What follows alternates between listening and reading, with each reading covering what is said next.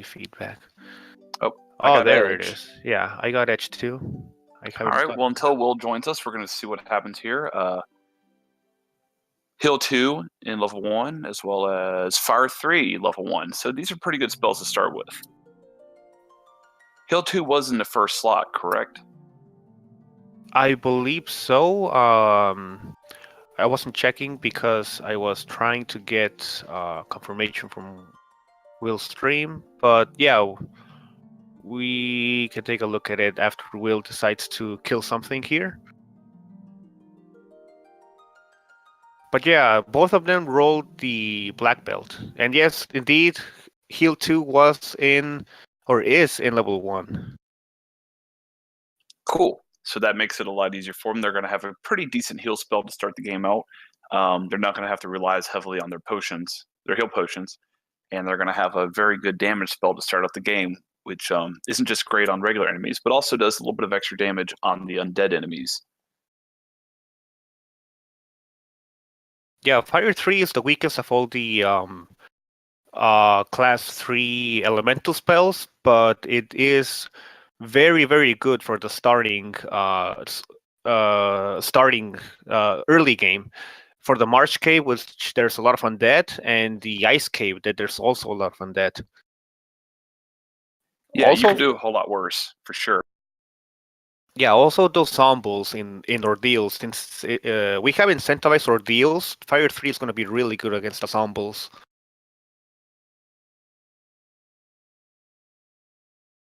We got the power staff. Point.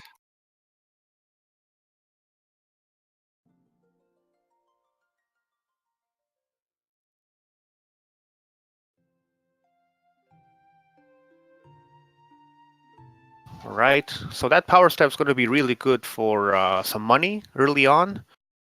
Get them a few spells, especially when we get to Elfland, where the spell cost increases quite a bit. Oh, and we got an early TNT sighting in the very top left chest in TOF. So that's going to save them a lot of headache, and we may not see Marsh at all this seed down. Yeah. I definitely wouldn't go into Marsh knowing that the TNT is right there. That's a true story. It's funny how the TNT can literally turn Marsh into the or make it go from the first dungeon to the last dungeon in the game, just by virtue of being in the very first place you go.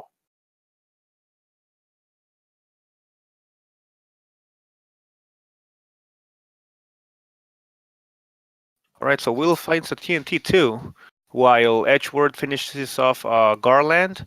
He is going to be heading out to the bridge. And did they have any cabins or tents early? I believe they had houses, but that's all I saw. Oh, okay. I assume that those houses are going to be really expensive, like they usually are. All right, our stream just went blank for me. Let's see what's going on here.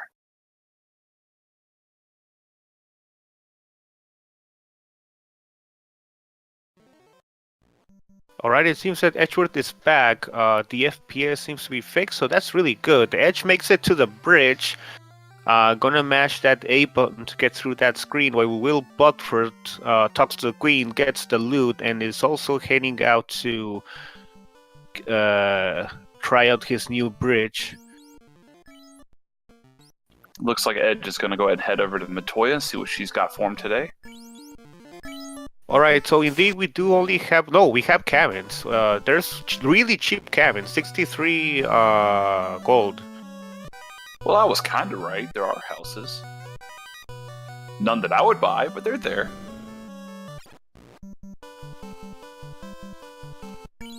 I feel validated.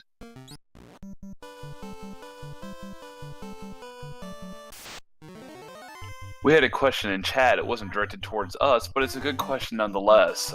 It was asking if this is a common party setup in the randomizer. Me personally, I would never go with this party if I had a choice to. I would have 2 mages.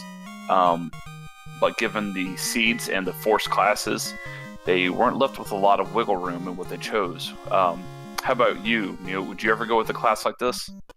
Or a party, rather? I would, because that black belt is just too good to pass up sometimes, and I'd rather probably take a chance with a red mage instead of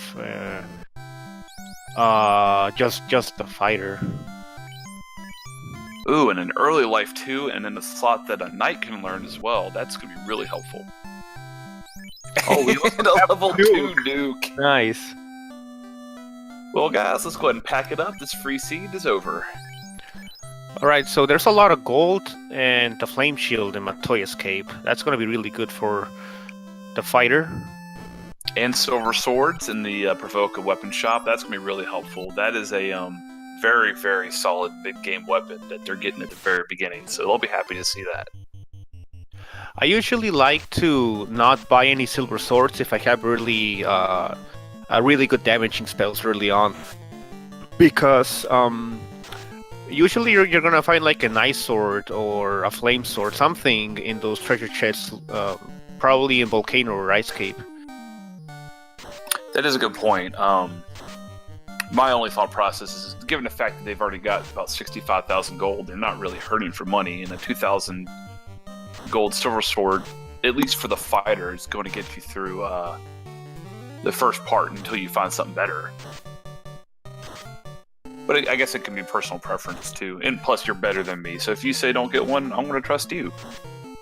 Well, I think getting a super sword here is a good choice because they only have one red mage. He does have nuke, but it's a red mage. They don't learn spell charges as fast as the black mage. Although strangely enough, they do get more level 1 charges in a black mage early on. That is true. I don't quite understand that, but it does happen.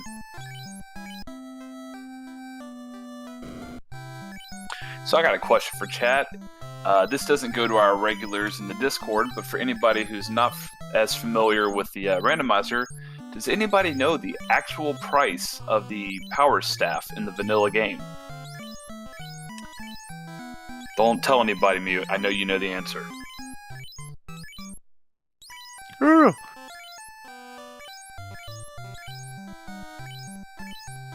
Alright, we got some time-wasting pirates here.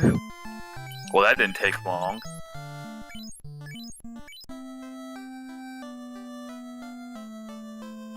Slow is one of those spells that is exactly what it sounds like. It just slows the game down. It's really frustrating when every single pirate takes their turn and they cast slow before you can. Especially considering you're not going to hit them, so slow literally does nothing to slow you down. Kappa. Kappa! Alright, so Edge is going to save right below the dock in Corneria, and he's gonna get straight to Dwarf Cave. I've seen people... Well, he does have the TNT, so he's probably gonna go... Yeah, he is. He's gonna go check the spells first before going into Dwarf Cave. That's not a bad choice. I've started to adopt the strategy of going to TNT, knowing that I'm gonna head around to Crescent Lake. I'll go drop the TNT off and then come around underneath Elfland on my way to Crescent Lake. But you really can't go wrong either way. It's kind of 6 in one, half a dozen in the other. Yeah, that's not a big game changer. We have Warp at level 3. This is probably the freest seed ever, I think. It's too early to call a free seed. There's only one red mage with nuke, and yeah, red mages, even though they have higher HP than the black mage, they do die pretty quick. I like to live by the seat of my pants. Free seed! Alright, we got one vote for free seed and one vote for maybe not. Alright, so we do have the first spell that we're unfortunately not going to be able to get, that they're going to wish they had in the Invis 2 spell. That's going to be located in the second slot of the back shop in Elfland. Because it's in that one specific spot, the Red Wizard is not able to learn it. So we will not see Invis 2, so they're going to be looking for that white shirt. And strangely enough, Edgeworth just got elf blocked on that little passage down to the armor shop. He had to go out and come back in. Still not as bad as Jake Coper in Earth Cave. That poor dude. Yeah, that's the worst.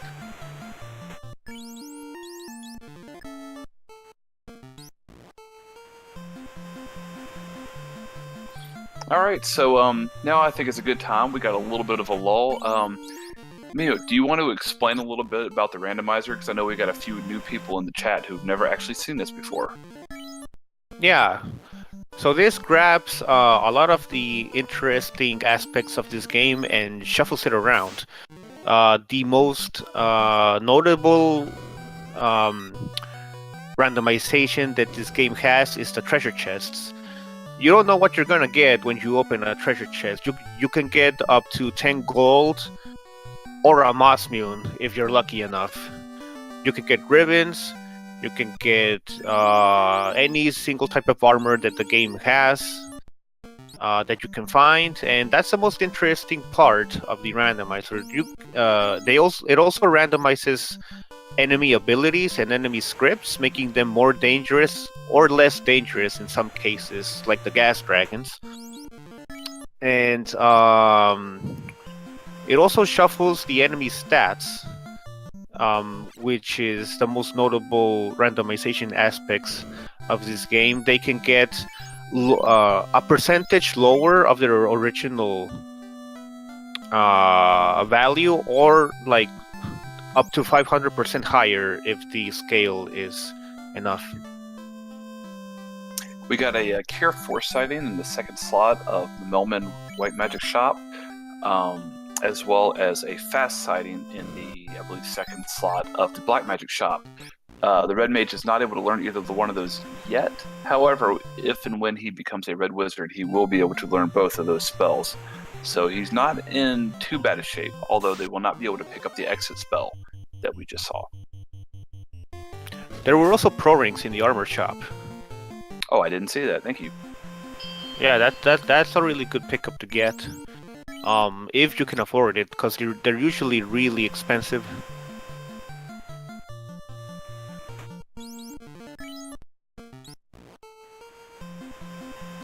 So a couple other things that Mute touched on earlier is that we have 2 incentivized chests this round. We're going to have the Ice Cave incentivized chest as well as the Ordeals incentivized chest.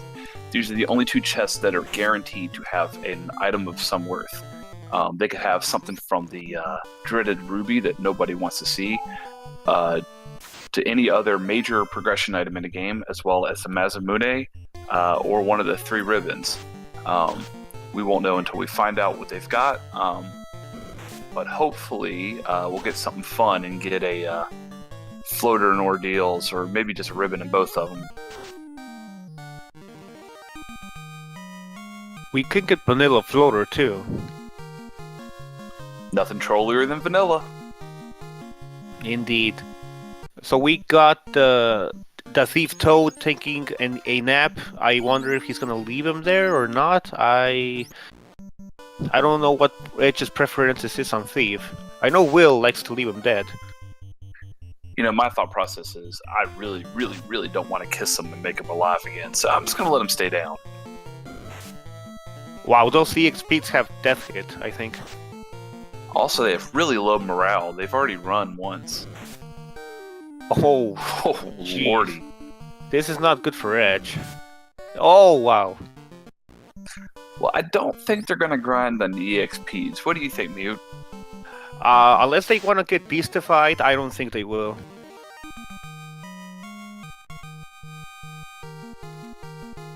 That's a shame, too, because the EXPs are really one of your first grinding enemies, or rather, enemies that you want to grind on. Especially if you get that first encounter after a hard reset EXPs, that's really good. Very true. And we've got our first significant route divergence of the game. Will is going to go ahead and head over to Earth Cave. He's probably not going to complete the whole thing. If I was him, I would check the first couple floors, maybe, and then head out, unless the second floor's got something nasty. We have Wall at level 6. That is a pretty good pickup if you don't find any ribbons. Absolutely. I would like to see it a little bit lower, but beggars can't be choosers. So I think they're gonna head. Well, Edge is gonna head straight to Ice Cave since he has warp. Will is probably just gonna check the start of Earth Cave and then go back to either Volcano or Ice Cave or Deals.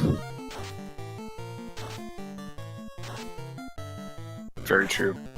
So one thing that we haven't pointed out yet, if anybody's paying attention on Edward's screen, his thief that's taking a dirt nap is taking a dirt nap in that second slot. There's actually a reason for that. This game doesn't force relocate your party members when they die, so they stay in the same position. Because that thief is in the second position, there's a 25% chance that a hit will roll on them. So now, if it doesn't roll the first one but rolls the second one, it's going to re-roll, and it gives a stronger chance for the first character to get rolled again. It basically helps direct more damage towards your fighter, who's going to be your main tank, and it lets your third and fourth slot characters take a little less damage. Edge is going man mode and grinding on those EX beats anyway. I mean, more power to him. I wouldn't. I mean, he has Nuke, so if he manages to keep that red mage alive, and well, they do have quite the high HP too. And it appears that Will didn't find anything over in Earth Cave, so he's going to go ahead and head on over and get his little canoe. Right, I wonder if Will is going to do the... I think he's done it once, where he saves on that dock right there, goes straight into Ordeals, and then if there's nothing there, he just resets and goes back to Ice Cave. It's not a bad play. When it's incentivized, though, I almost feel like I would probably save when I'm a little bit closer, because the last thing you want is to die in Ordeals right before the final chest and have to turn around and go all the way back, not knowing what's in that incentivized chest. Alright, we got a question in chat. How long is, on average, is a run of FF1 Randomizer? Usually it's like an hour, 45 minutes to 2 hours, 2 hours 30, depending on the seed, more or less around that time. Right. Now, in a seed like this, when you have the ability to have max evade Tiamat, Kraken, and Chaos, as well as the damage that they can put down, that can completely change things. You can go from an easy hour and 45 minute getting to Kraken 2 to, oh my god, we're pushing 3 hours just to beat this game. Yeah, a lot of the time consumption comes from the end game, right in Temple of Fiends Revisited. That's absolutely true. It's not unfair, but it's definitely a significant change in difficulty once you get to the TOFR section of the game. I mean, you can have the freest seed up to Temple of Fiends Revisited, and then it's just a complete nightmare, or vice versa.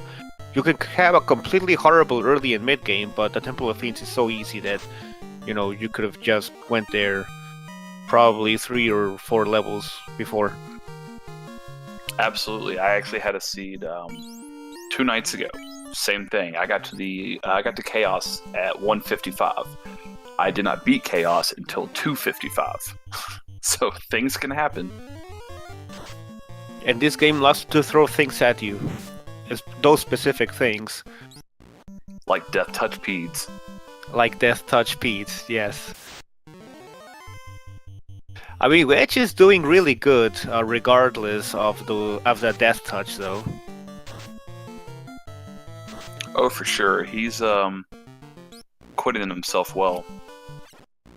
Will is doing the same strat, it seems. I don't know if he knows that Peds have Death Hit. Well, it looks like he's hoping to find out. He just stuck his thief up in the front row and is hoping that it'll probably take a dirt nap soon. Alright, so Edge is done with killing those huge insects, and he's gonna go straight into Volcano. I guess I don't blame him. Ice Cape is really scary. I think Volcano is a lot less scary than Ice Cape, and Ordeals is just way too far away. Right, there's way too many things that can go wrong in Ice Cave with the dragons. You've got the mages that always seem to roll something nasty.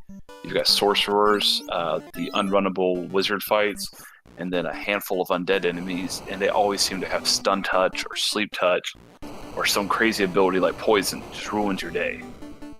And even if they don't have a lot of nasty abilities, there's just such large groups, like up to 6 to 9 raids, I think, or 6 raids, with a couple of images and specters thrown in. That's really dangerous, because those raids hit so hard most of the time. For sure, I had one this morning. I had Geist with Crack, and I wiped an Ice Cave, I think, 4 times, and when you gotta do it, you gotta do it. It'll definitely turn your run into a slog really fast.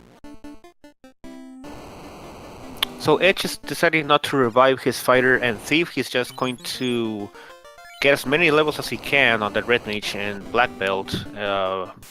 Probably gonna do that solo black belt grind. And yeah, I agree with his decision. A little bit risky with these flags, but yeah, it's a good choice. Yeah, I feel like if I was him, I would get to the Agamas.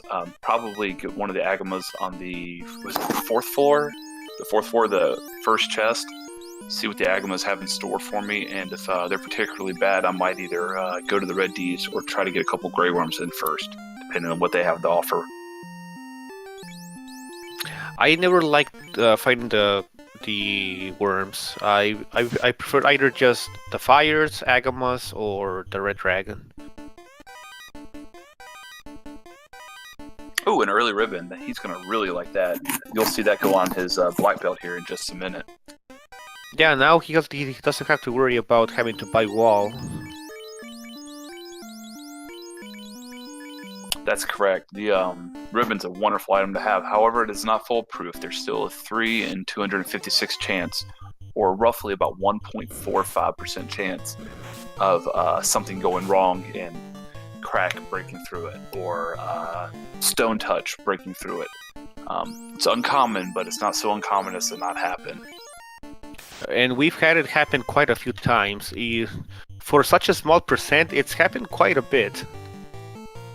Oh, I've lost track of how many times I've been close to level 40 on my black belt, and then all of a sudden I get Stone Touched. Didn't see it a single time up to that point. It'll make you throw your controller through the screen. Alright, so Will is deciding to head to Volcano himself. I think he's level 7 or 8, I believe. Lower level than Edge, but just by... No. He is level... I didn't see.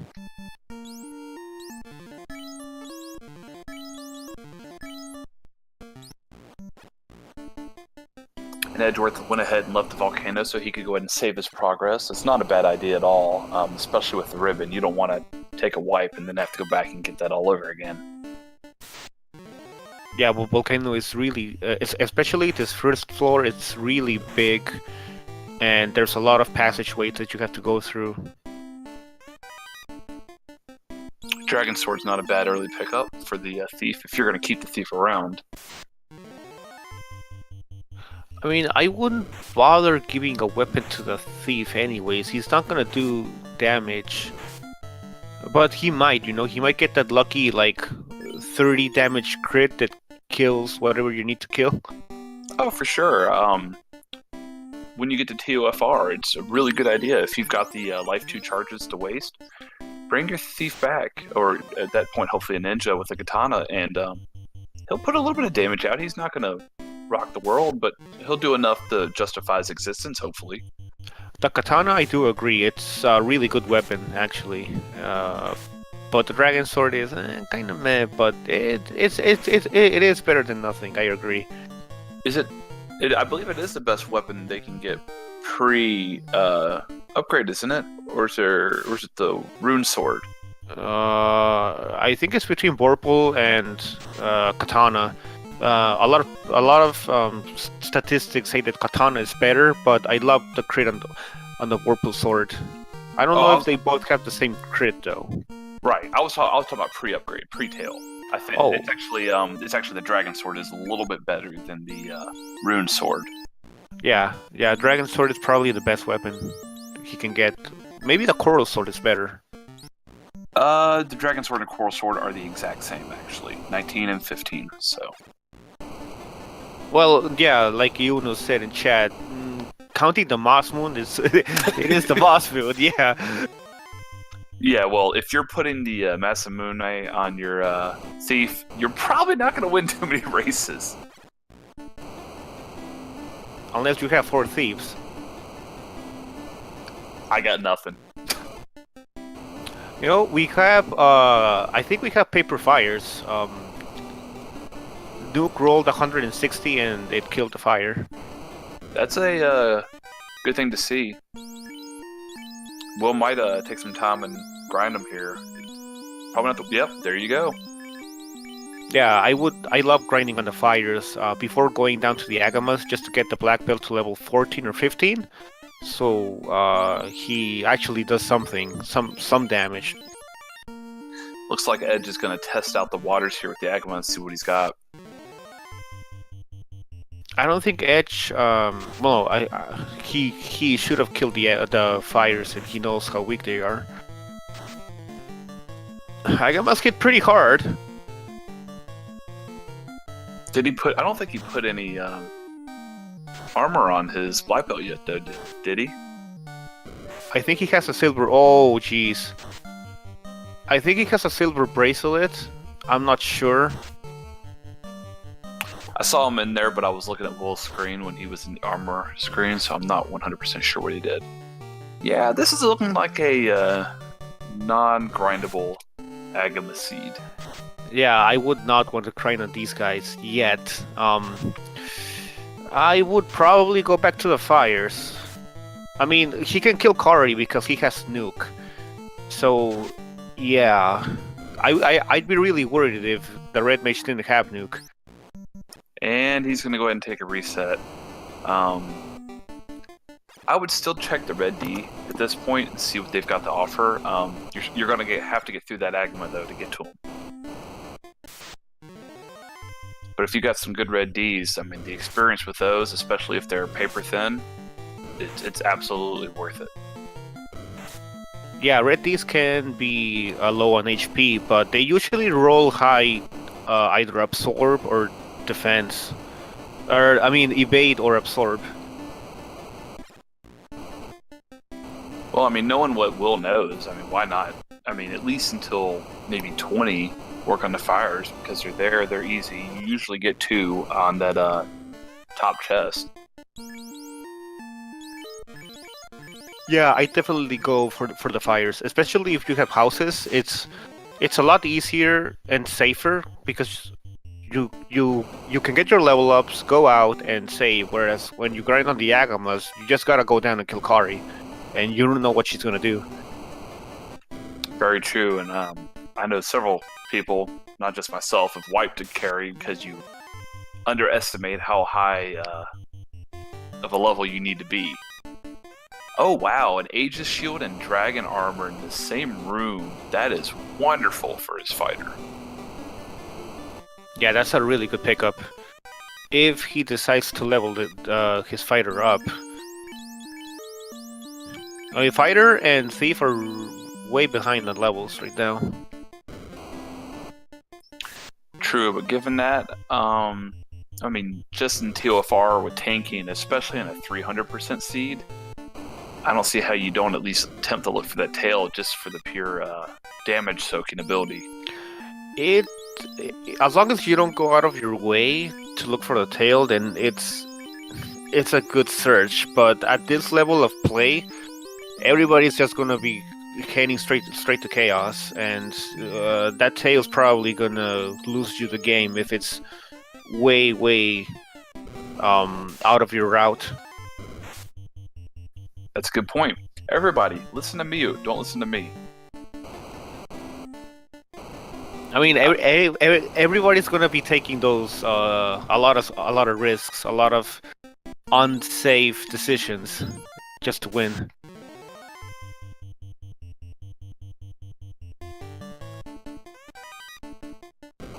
All right, looks like Edgeworth is going to head to the Red D's and see what they have to offer tonight.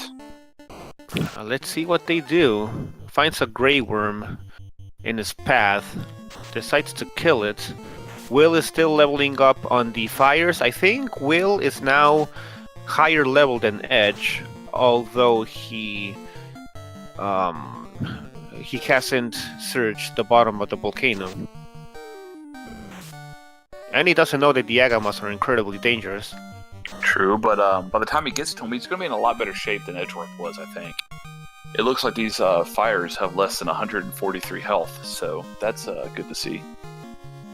I'd probably just not grind on the Agamas at all and just solo black belt fire grind. For sure. I don't disagree with Edgeworth heading down to the Red D just to see what they have, because you may get lucky and it may be a really easy fight, some really easy experience. But you do have to go through that Agama to get to them. And you gotta go through that Agama on the way back too. Very true, and when the Agamas have something nasty like Blaze or Nuke, it can get really tense. Silverfire just confirmed the Katana has has a high crit also. No, Yes, it does. I don't know if it's as high as the Whirlpool Sword, and that Red Dragon is really strong. Even stronger than the Agamas. yeah, I'm not going to mess with it. It appears that the Vorpal has a crit percentage of 30 as well as the Katana. But the Katana has a damage or a strength of 33 compared to the Vorpal's 24. So, and a hit of 35 compared to the Vorpal's 25. So it's a significantly better weapon if your goal is to arm up the thief. Alright, so Katana is always the go-to weapon for the thief. Confirmed. That's incorrect, Meridian. It's actually 30%, but the value in the game is set at 60. It's out of 200. I'm not sure why. Introper can probably elaborate a little bit more as to why that is. But it is actually a 30% crit rate. So Edgeworth is deciding to level up on those fires too, just like Will is. But Will now has a slight lead because of his decision to not go deeper into the volcano and just do a lot of fires. I agree. Will made the right play from the get-go, and that's going to give him close to probably, a 7 or 8 minute lead, assuming that he continues this. Yeah, it's quite significant up until you get to Temple of Fiends. That's correct. I feel like at level 18, it's probably a good time to stop and maybe go ahead and deal with Carrie, and then possibly go to Ice Cave and grind on the eye afterwards. What do you think? Well, first of all, I hear a dog in the background. No, you didn't hear a dog. You heard our newest randomizer runner, Hudson. But you can say Ruru to him. He'll like it. Ruru.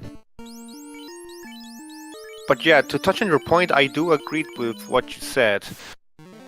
I also like to point out that they still haven't seen what the eye can do. I don't know if Edge thought about just killing Kari really fast and heading down to Ice Cave to grind on the eye. Yeah, I mean, the eye can be scary, but if you get to the eye around level 20, you should usually be able to tank whatever they've got to offer. Not always, but 9 times out of 10, you're going to probably be able to kill him before he can kill you. Yeah, that is true. I don't think Will is going to bother checking the Agamas, or that Agama right there on that chest. I wouldn't, for sure. He might check him down in the double chest just to see if he can get a little bit higher with them. But you're right. Well, never mind. Oh, he is checking the Agama. We're just commentators, guys. We don't actually know what's going on. Yeah, all we do is make the play-by-plays as we see them.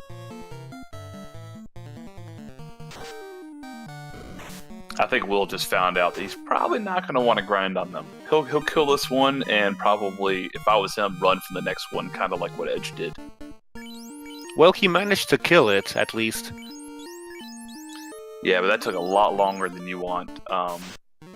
You don't want... I mean, if it's me, I'm not wanting to grind on Agama, a minute per kill. Maybe a minute per kill if it was a black belt solo, but with 3 party members it takes you that long, it's not setting up for a good grind. Yeah, I would just discard the Agamas for a grind myself right here. And since Will has a level 18 party, Ice Cave is going to be considerably easier, and he might just go towards the eye and check that. For sure, especially with an early warp. You could go straight to the eye and see what the eye has before you worry about anything else. And I would probably consider that as well. Because if you got an early easy eye, you can grind on that for a few minutes and then move on to the rest of the dungeon. Yeah, they do have to grind on something.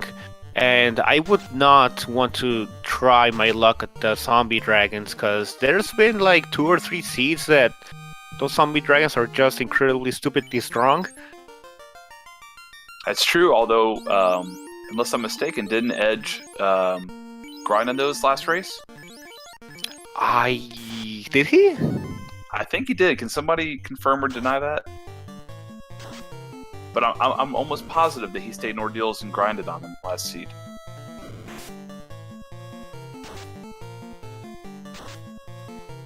Alright, so that's actually something good then. Maybe they get some good zombie Ds on this seed. Will deciding to run from the Agama, good choice. Edgeworth is still punching fires. Which makes absolutely no sense. Well, actually it does a little bit. You punch those fires and you put them out with your fists. Well, I'll leave you to that, and I'm going to go ahead and deal with the fire extinguisher. That is a better choice, yes. See? Told you guys, we're just commentators. We don't actually know what's going on here. Alright, so I got the VOD up from the last race real quick. Yeah, I was right. Edgeworth actually grinded on the zombie Ds.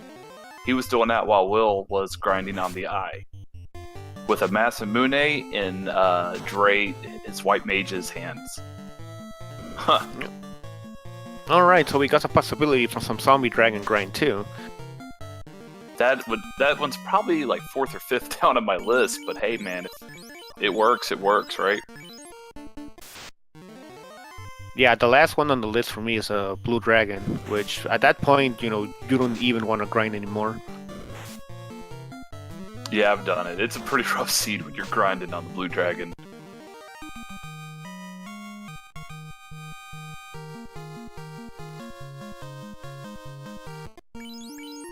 Alright, so Edge is level 18 with his black belt. Will is also at like 18 or 19, probably 20.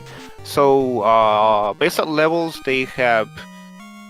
Edge has caught up, but the thing is, Will has more levels on his overall party, whereas Edge only has levels on his red mage and black belt.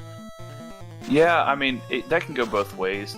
I do think you want to get your fighter into at least the 20s before you start going into late game, because while the black belt can one-punch man his way through things, the last thing you want is him to get stone touched, or something stupid happens, and all of a sudden you're down to your red mage and no fighter, or Kraken pulls out a 500 damage hit and rocks your black belt. The fighter, when you have the black belt, isn't as integral to the run, but he's definitely important enough to keep alive and level up. Kari just hit the thief for 255 damage. That's a lot. Probably not gonna one-shot his fighter.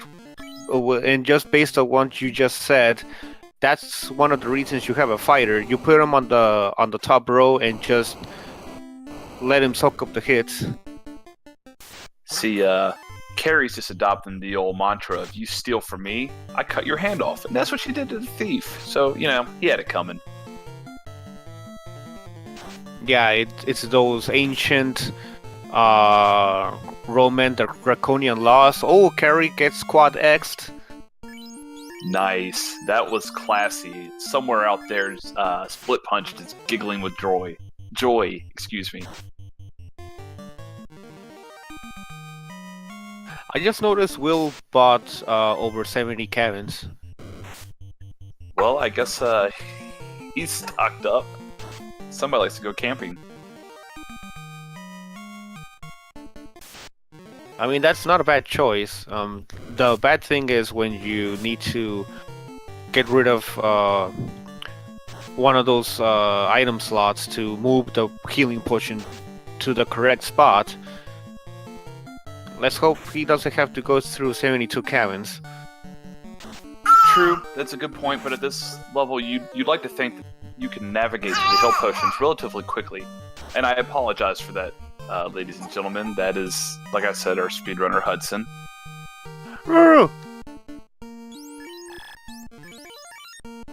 Sorry, I mean, the first time speedrunner Hudson made his appearance, I thought it was a dog, and it's not. That's okay. At this age, they're pretty much the same.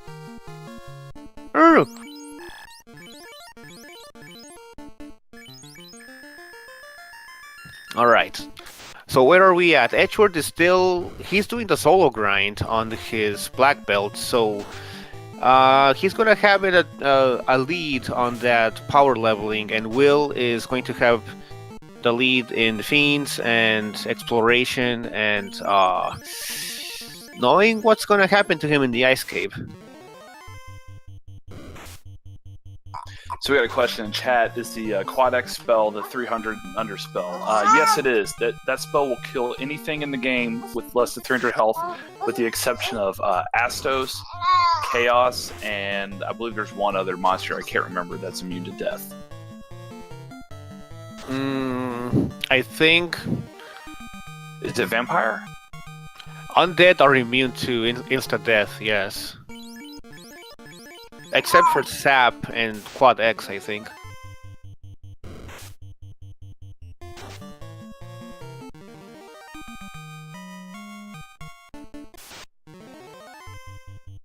Alright, so WillBloodworth enters the Ice Cave, finds a pack of 3 wizards.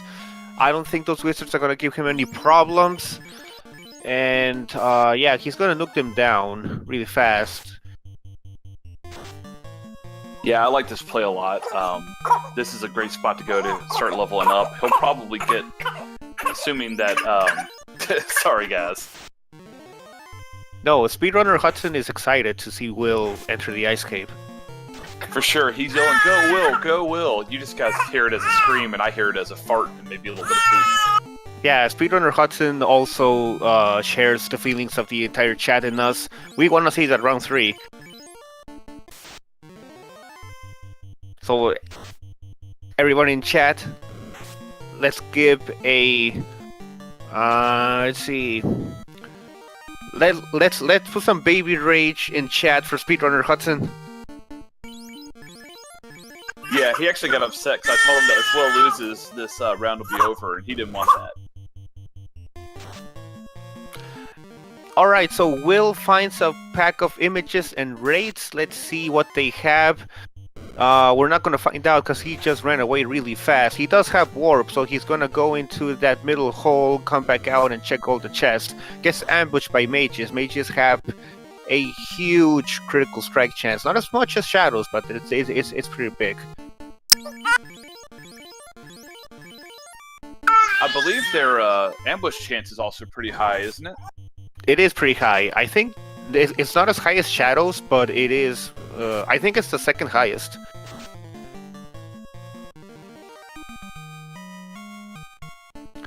WillBloodworth playing some What Do I Keep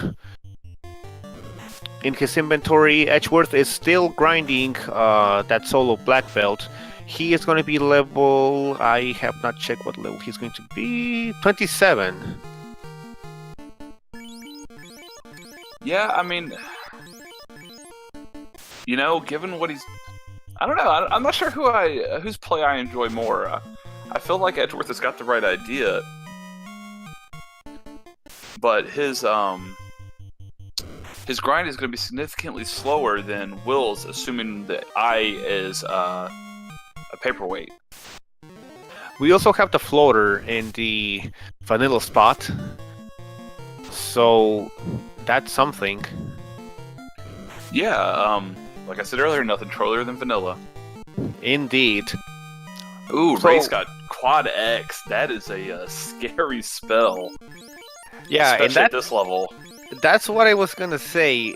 He might grind on the eye, but he has to kill his party, well, his fighter and red mage to the solo grind, and he has to deal with that Quad X, but he does have a ribbon that he picked up in Volcano. Does a ribbon protect against Quad X? Yeah, it protects against everything except trance and Zap, right? No, it does protect against Zap. It doesn't protect against only trance, it seems, and, well, nuke, because it's non-elemental, and nuclear. Well, hi guys, my name is Bismarck, and I'm actually just here to introduce y'all to Hudson. I don't actually know what's going on. Kappa. Hudson is getting a head start on Final Fantasy Randomizer strats.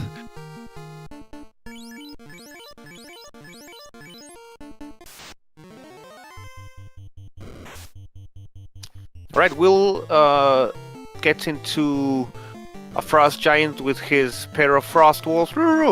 Frost Giants usually hit hard, not this one it seems. Yeah, they can actually be fairly annoying in the TOFR, what is it, the second floor and the fourth floors, correct? Yeah, it's not such a common encounter, but it does show up. Oh, that was common the other day. I ran into it 5 times in one floor. Yeah, that was just unfortunate. Yeah, that's a nice way to put it, considering it's an unrunnable. And if you don't have any good AoE spells, it just turns everything into a slog. Yeah, it can be really time consuming, and especially when you get rid of the wolves and the giants have a lot of HP. Also, WillBloodworth found the $10. Is that the second one, I believe? The second $10 chest? Yeah, I think it is the second $10 chest. Did he find it in $10 too? Haha! Alright, we got the eye. It seems to not be paper. Let's see. No, it is kind of paperish. Nice. Alright, so Will is deciding to fight the eye. I don't... Ooh, so 124 or less. That's a good eye to grind on. Yeah, that's a really weak eye. The only problem is he gonna let his other party members die? It's gonna be really hard unless he finds a group of raids and they quad X both his fighter and red mage, but he still has to run with his black belt from them. Yeah, this is interesting. I don't know. I think Edge is going to take the lead in a few minutes because he doesn't have to grind anymore. And Edge's grind, even if it's on fire, since he's doing it solo, it's going to be faster than Will's with 3 party members on the eye. However, Edge is out of heal potions, so he's probably going to have to head back to Crescent Lake to get more.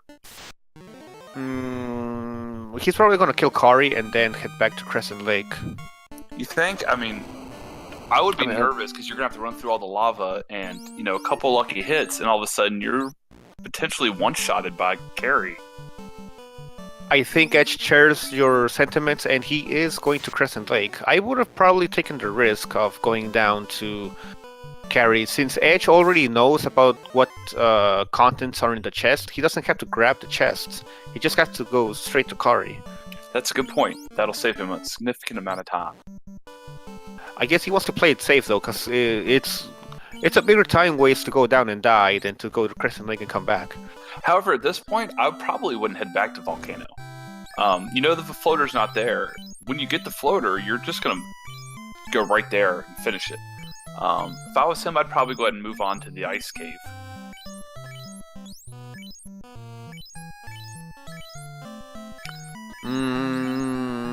That's also a good choice. Heading down to the ice cave, since you know the only thing you gotta do is come back and kill Kari, and there's no floater in the volcano.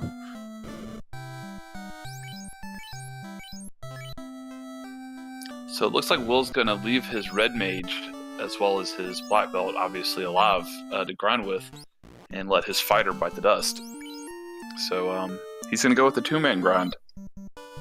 Well, and I think he's gonna let his fighter die of natural causes as opposed to killing him off. I think Will did the same thing on his last tournament race. He did. Yeah, he also leveled up the white mage. Which I don't necessarily disagree with. It can go both ways. With having a white mage that's uber leveled, especially with the Life 2 spell, it really helps in TOFR to not have to worry as much about them getting one-shotted. Yeah, and white mages do have considerably high HP. Much better than the black mage, and I don't know if it's on par with the red mages. I believe it's higher than the red mage. Yeah, they have really... White mages are really good. The only thing is that, you know, if you don't get Fade, then they don't do anything unless you get, like, a Thor Hammer or something. True. The white mage is a really good utility class 95% of the time. Yeah, you can never go wrong with a white mage. Unless you only have one white mage and no black or red, you know. That's risky. Yeah. That is risky, like you said. And that, like, if I had a 3-force party and let's say we had what they have, fighter, thief, black belt, I'm not rolling a white mage. I'm absolutely rolling a red mage. You know, taking a chance on the spell list. All right, so we got another route divergence. Edge is headed or is in ordeals. This is an interesting play. We know he's not going to find a floater, so that's going to set him back a little bit further. Even though Will is going the longer route of grinding, he's going to make up for it by being able to fly wherever he needs to go fairly quickly while Edge has to sail. Yeah, that floater is going to give him the a little. It is indeed going to help him time save. Whereas Edge, he might find the slab or the crown, but he still has to go sail all the way back to the ice cave, go through the lake and go in the ice cave, and then after getting the floater, he has to go back and actually, you know, go to the desert, which Will is going to be happily flying around the entire world while Edge does all these things. We have a question in chat. Is or are the ordeals pillars randomized? Yes, they are. In the Red 1Cs, they are not. However, every round after that, they are. And with that brings the chance of a soft lock. I believe it's 31 warps. If you do 31 warps, and then check your menu, you will soft lock the game. But one of the benefits of having a red mage with an early warp spell is that if you take the wrong pillar, you can just warp to the previous pillar and change your direction. So the soft lock is not going to happen, and not at this level with these runners. Yeah, and we just saw a demonstration of what Bismarck just said. Finds the white shirt. That's huge. Yeah. He's probably happier to see that than he will be to see the massive moon. Yeah, because he doesn't have Invis 2, so that's going to give him a really good sense of comfort when heading into Kraken. And probably Chaos and Tiamat. No, not Tiamat. Tiamat usually just spells you to death. The only problem with it is it takes up a slot, and when you're at the end of the game, you're going to want your Red Wizard to have a ribbon. You're going to want him to have probably the Opal Bracelet. Then you're going to want him to have a Pro Ring, and then do you take the Pro Cape with the extra defense that comes with it, which isn't insignificant, or do you go with the white shirt and forego that defense? So that's a choice he's going to have to make if he wants to leave the white shirt on him or not. At this point, either one is fine, but he would probably change it for specific instances, like for little Kraken mostly, and maybe what else is going to kill him really badly? A bunch of waters. Ghosts. Yeah, I ghosts don't know what too. else. We got a tail sighting. That's a pretty big thing for him to find. He's probably going to go, and the crown. Wow. So he's probably going to go ahead and head to ice after this. And if he does, I would be very surprised if he didn't head immediately to Zardia Isles, given that he's got the dragon armor and the Aegis sealed on his fighter. He found the Adamant, right? I don't think he's found it yet. No, but what did he get on the on that chest? Tail and crown. Tail and crown. I see. There we go.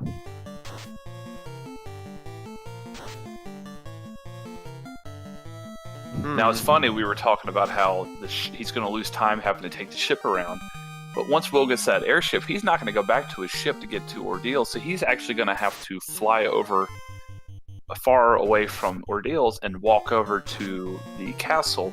So the timing's almost going to even out in that regard. There's going to be minimal difference based on the location where you have to land the airship. Yeah, this is even though there's so much route diversion and different implementation of the strats, it's really close. It is actually really close. We got a question in chat. Wouldn't you want to turn the crown into the Mystic Key ASAP? Maybe.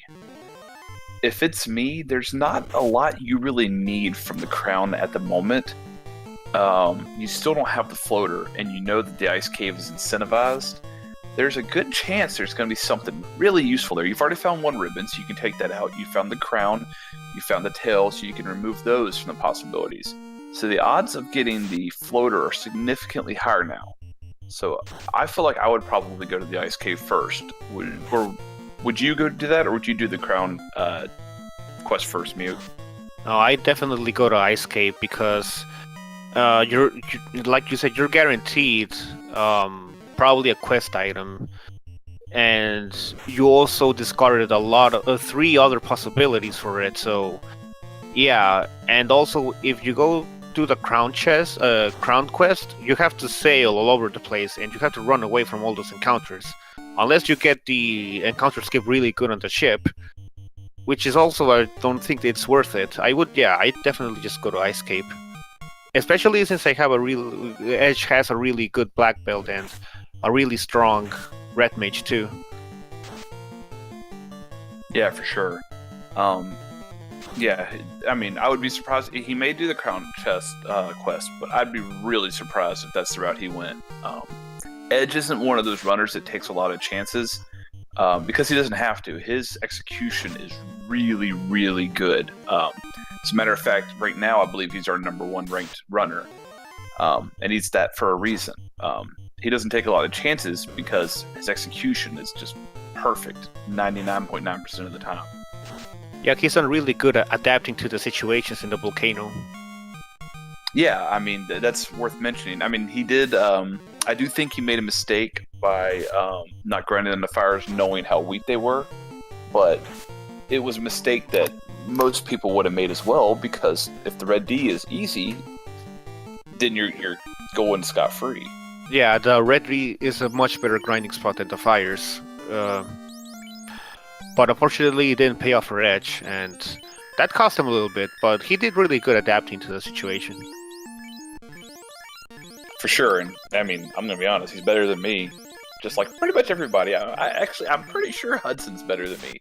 So, I mean, you don't have to take my word for it. Hey, there's no shame in losing to baby Hudson. He is a lot cuter. Alright, so Cool. Will is level, I don't know what level he is. Probably 30? I haven't seen yet. I'll keep an eye out for it. While Edge is also solo grinding under zombie dragons like last time. He runs to a huge pack of trans mummies. Ooh, that's not gonna be fun. And trance is one of the only spells that goes through the ribbon. It doesn't care about the ribbon, but the black belt has an unnaturally high magic defense, so that also helps. That's correct. The black belt actually earns 4 magic defense per level, and magic defense is a hidden stat that we do not see on the screen, but it is there. It's actually a broken stat in regards to the black belt because the master only gains 1 magic defense per level. It was probably meant to be the other way around, but hey, we're going to take what we're given. Yeah, we will adapt to what the game gives us. Will is level 31. Triton mentions in chat. So they're gonna go to 42, and I don't blame them.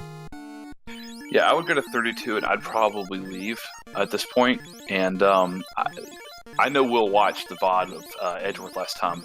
You know you're gonna have to go to ordeals. The zombie Ds are a good place to grind. I mean, Edge is showing that.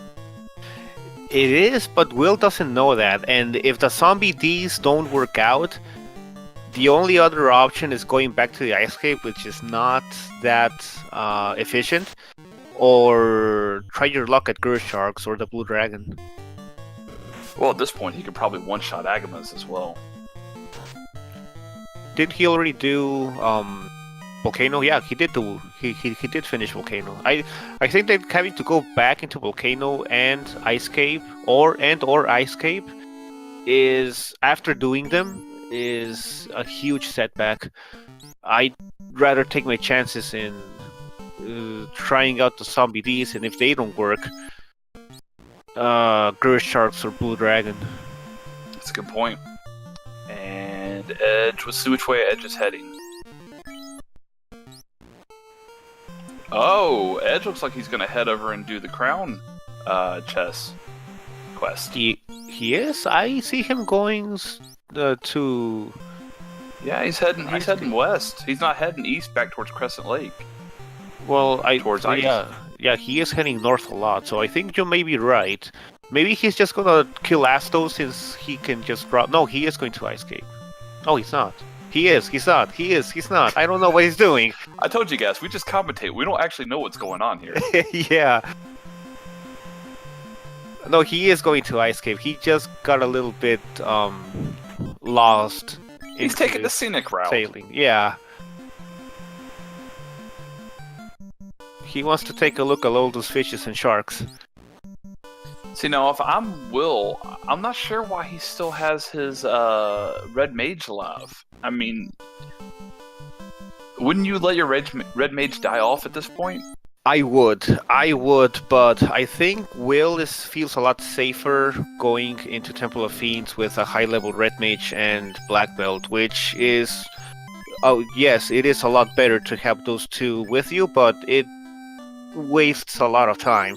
He's taking a risk that Temple of Fiends is going to be as terrible as it was last time. I mean, that's a good risk to take. That's a huge risk to take because what? I think it was my race against Files. Files went into Temple of Fiends first, and it was a really easy one, and he won. So yeah. I mean, we talk about how it's a 300% seed, but we don't often talk about the fact that it's actually 33 to 300% seed. So yeah, you know, you could have a Chaos with max of 8, and then one set of 2 punches gets through, and there he goes. You know, so it can go both ways. It really can. Alright, let's see if Will's gamble pays off. If it does, he's going to be in much better shape than Edge in Temple of Fiends Revisited because of that high-level Red Mage. Do you think he goes to Ordeals next? He should. He should. He still needs the crown and the slab, and it's a pretty good place to pick up a quest item, a guaranteed quest item, maybe. It's a pretty high chance. And then he's going to get the crown, and then he can sail straight to do the crown quest and hopefully get the slab. That's a good point. I would be surprised if Will grinded all the way up to 42 also here. If I was him, I'd probably stop around 38. and just plan on hitting 42 by the time you get to TOFR. You really don't even need to hit it before you get to TOFR. You can get to 42 inside TOFR because you're not really going to need those 10 hits until, Kraken 2, maybe Carry 2, Tiamat 2, and all that. Before then, everything else you can pretty much take down at 8 hits consistently. Yeah, 38, 39 is a good place to stop. Sometimes TOFR doesn't give you the fights that you want, and you don't get to 42 though, so I don't know if he's gonna play it safe and just get to like 41. Edge stopped at 41. Well, I mean, Edge can guarantee himself that, just off the Fiend fights, he's gonna get there, so I don't think he's worried at all. He has a level 9 Thief though.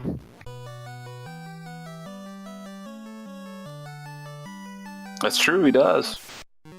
I don't know why he's alive, but whatever. Level 37 for Will on both his Red Mage and Black Belt. He is almost done. Maybe he will stop at 38 and just go dual party. I mean, I feel like I would have stopped at 37 and maybe just taken a couple fights in Sea Shrine, like the Big Eye and Great Shark fights. You're going to see them. That's just me, though. Even if you don't fight the Great Sharks and Big Eyes, there's a lot of unrunnables that you have to fight, like the Sahags and the Ghosts and the Waters. For sure. So if he's going dual party, then yeah, 38 is a good place to stop. If he's gonna go with all his entire party, he should probably get a level up to 40 or 41. Wow, he's still going. He's at 38. Yeah, he's not gonna take any chances. He's probably just gonna get that 42 and go, or 41. All right, my question is Edge going to get the floater and head out, or going to? I mean, he has the crown. I don't know. I wouldn't. I mean, the slab's still out there, and you don't want to leave here and then come all the way back for it later on. Yeah, that's one of the risks that I always wonder in these situations. He has a crown. He doesn't know what the crown chests have, and he just picked up a floater. Maybe he would take the risk to exit out and check the crown chests. So that brings us to the next question. Where is Slab? Chat, what do you think? Where do you think Slab's hiding? Me personally, I'm hoping it's in the very bottom right crown lock chest in March. But what do you guys think?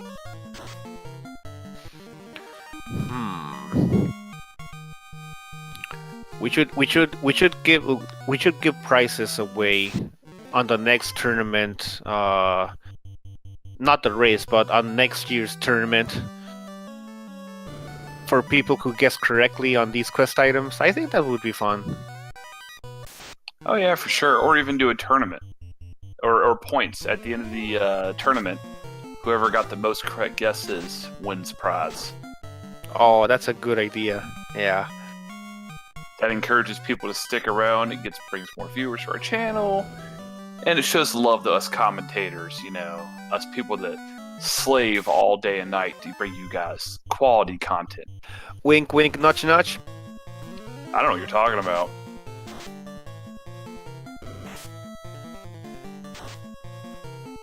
Alright, so what do we have in this race? We have Edge leveling up his thief to level 11, heading out to the ice from the ice cave. Will is about to finish his grind. No, he just finished his grind and he's going. He did. Go ahead, sorry. Is he level? He is level 40. Okay. So this is a very interesting spot for them to be in. Edge still has to go down to the bottom of Volcano, and that's going to take a few minutes. It's going to be quick, but that's still 4 or 5 minutes to get carry. Whereas Will has to go get the crown and tail from Ordeals. So who do you think is? I don't want to say in the lead because we both know that there's no such thing as a lead until it's over. But who do you think has the advantage at the moment? All right. Judging on progression only, I think that Will is in much no Edge is in much better shape. The only thing he has to do is turn in the floater, fly over to Volcano, and just do that. Whereas Will is gonna turn in the floater, fly all over to Ordeals, to walk all the way to Ordeals and back, and still has to do the entire Ordeals. Whereas Edge only has to go straight to carry. But speaking as in overall progression, I think Will is in a much better shape because he has two party members really high level, and that's gonna really help for the late game. That's correct, and he's got a much higher with the level 42 or 40 red mage. He'll be 42 by the time they get to 2FR. He's gonna have a lot of charges, and once he upgrades them, he's gonna have a lot of spells that are gonna be very effective. So Edge needs to play like really good, and if he wipes in Temple of Fiends Revisited, that's probably gonna mean the end for him because of Will's level 42 red mage. Oh yeah, for sure. And it's worth mentioning that Edge's fighter is not very beefy. Will's is significantly stronger, and that could pay some dividends in 2FR. Yeah, Will's party is much better prepared for the late game than Edge's. And he finds the Adamant, which is... Wow, the sink.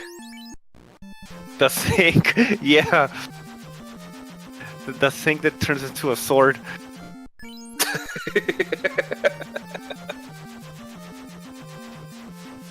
Alright. Sink is highlighted. Edge turns into crown. We find out that the king is really Astos. Oh my god. This joke has been done so much. Kappa. Wait. I think King Hudson, is Astos? Yeah, I think that was a big shocker for Hudson. That was a big shocker for Hudson. I think he just pooped a little. Yeah. I would have pooped my pants the first time I figured out that he was Astos too. Oh, he poops his pants if you tell him that the sky's blue, so I mean... He's not one for subtlety.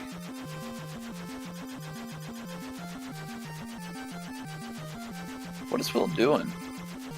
I Oh, think... are there gold bracelets here? I don't know. He has... Yeah, I think there is gold bracelets here. That's the only thing that he would be here for.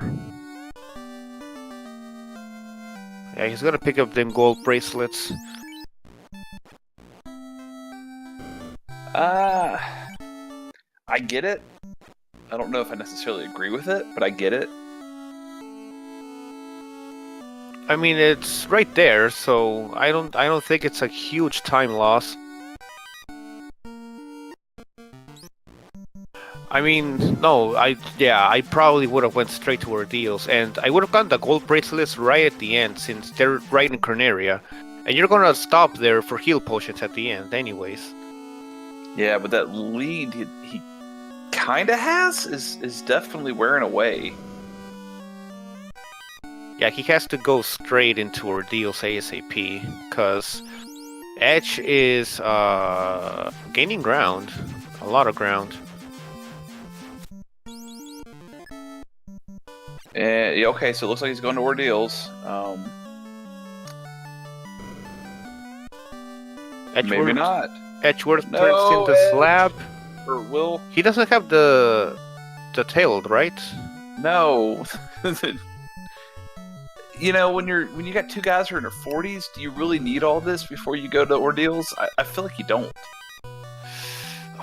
There's a big chance that the slab might be here, because there's only one quest item that you can get in that treasure chest in Ordeals. And whether it's a crown or the slab, you're still gonna be missing one quest item, and it might be here.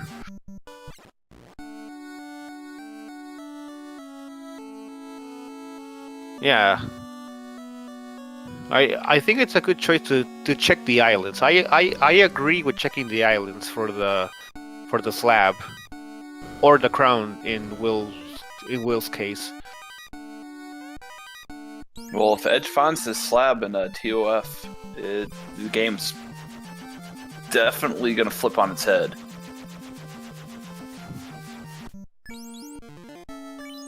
Yeah, he's just gonna be in go mode, and he's already powerful enough to just avoid everything, especially with a ribbon on his black belt.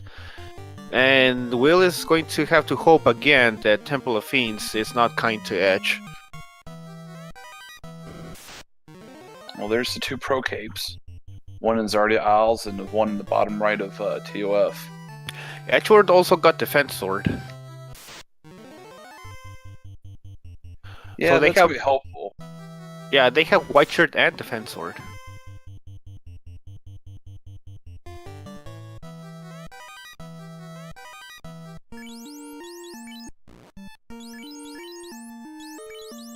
Thor Hammer for Will.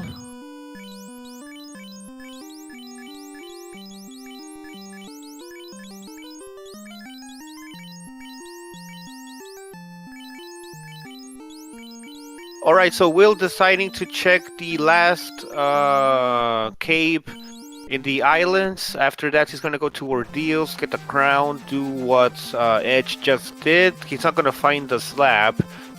And he's probably gonna go straight to Kraken, or Sea Shrine.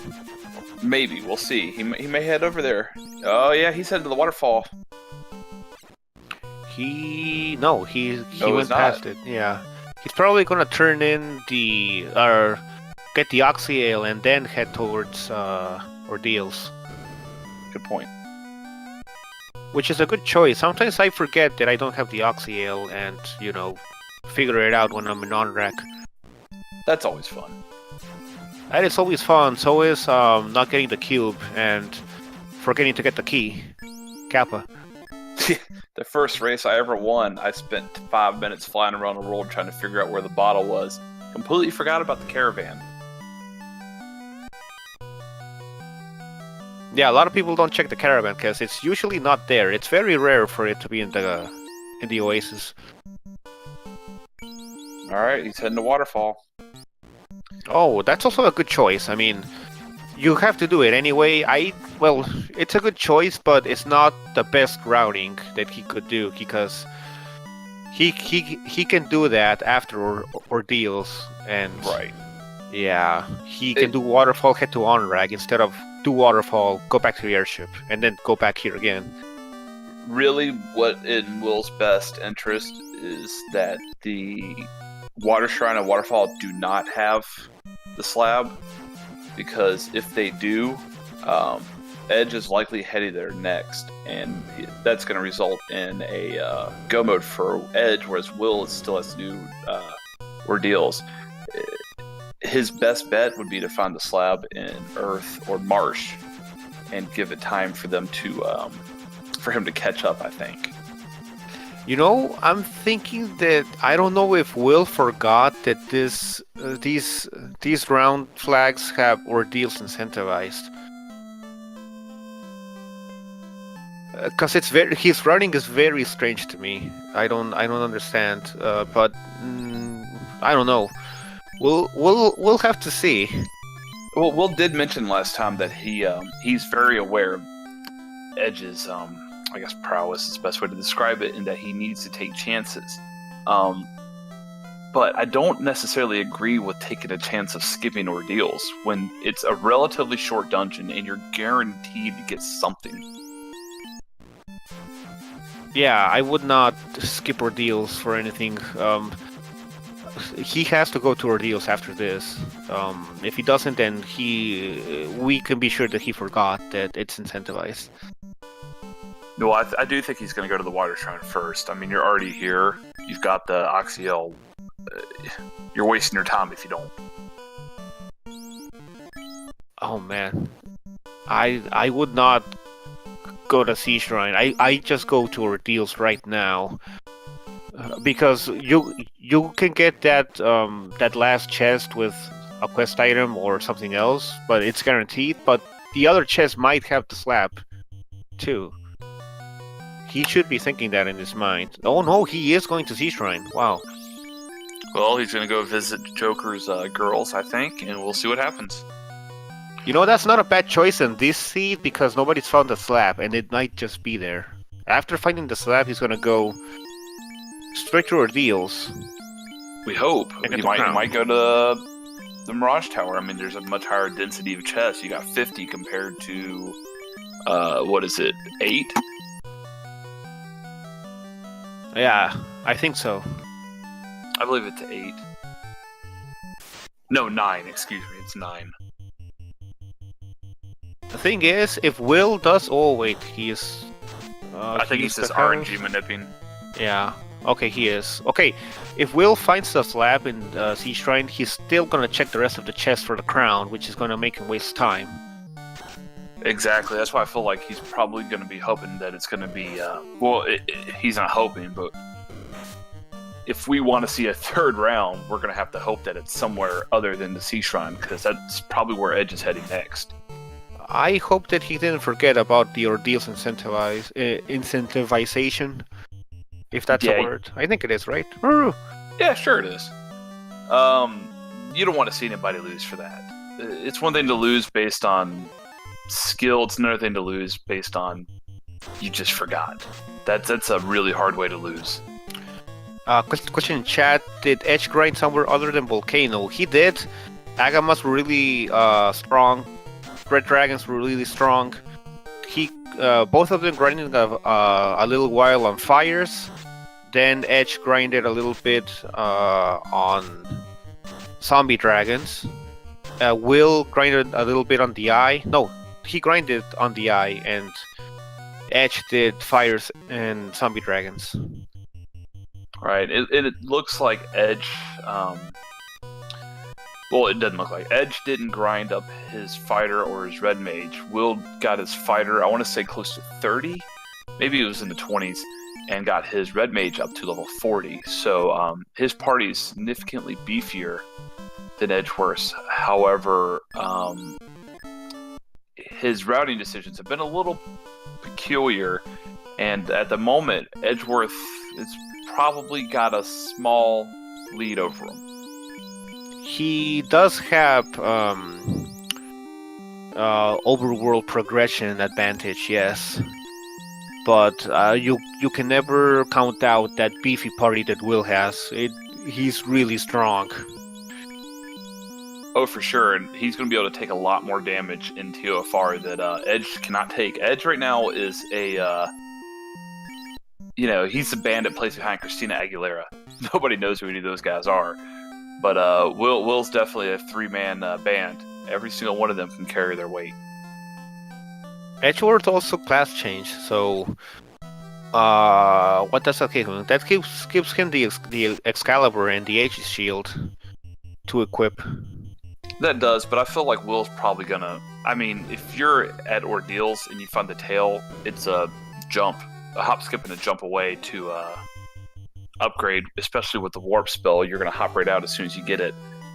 That's not really I don't think it's so much of an advantage here, because the One Punch Man's gonna do most of the work anyways. That is true. I don't know if Last Seed's Chaos mess with them psychologically, and they're scared of getting another one of those, and that's why Edge decided to class change. What are you talking about? I'm still messed up from that seed. That was horrible. That's one of the worst Chaos fights I've seen in racing in general. Well, when you have, was it Czar that said they instituted the time limit on the race after their third wipe each on Chaos? He said, we're going to put a 4-hour time limit on this because we can't do this forever. That tells you how bad the Chaos fight really was. That Chaos fight had a potential of, kind of making the admins come to a certain conclusion, yes. Oh, for sure. And I don't want to say Edge won by luck, because he didn't. Edge definitely deserved the win.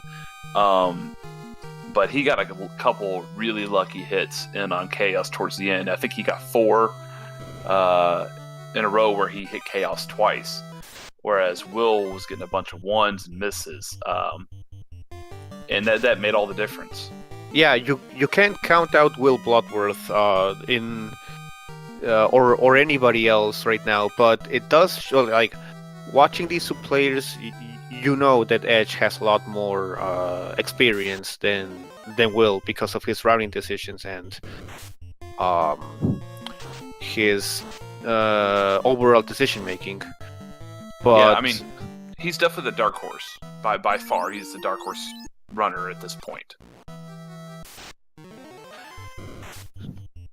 And Will went down for some reason out of that steps.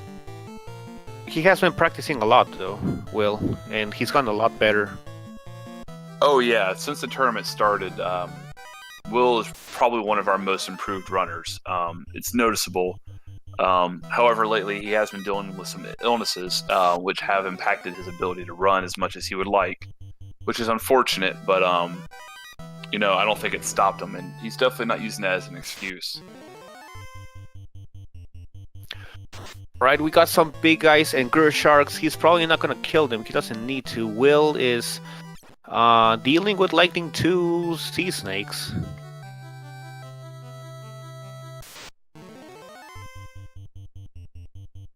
And he's reviving his thief. I don't know if I really agree with that. Or not reviving, but healing his thief. I mean, your black belt should be able to run from everything at this point. I may revive the thief when I get to Kraken, or heal him then. But if he dies on the way there, you just ride that magic carpet all the way in. I think the thief, even at that lower level, still has a much higher run chance than the black belt at level 50. Really? I thought they equalized. Well, No, the black belt, the thief has like starting run percentage like 85, 90%, and it just goes higher up. I mean, level and does play into account, but I still think the thief has a much higher run chance than any of the other classes right now, even with those levels.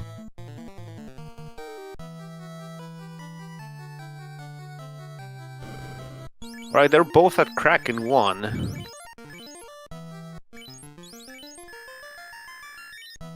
Kraken 1 not hitting really hard. Nah, I would just nuke him at this point. Ooh, Thunder's a little scary.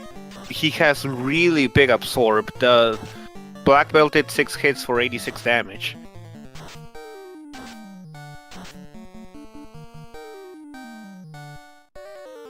This is gonna be a little bit hard if Edge's black belt doesn't do the job. No, he's fine. Yeah, he should be fine. And we'll turn him into calamari. Dinner, everybody. Nom nom nom.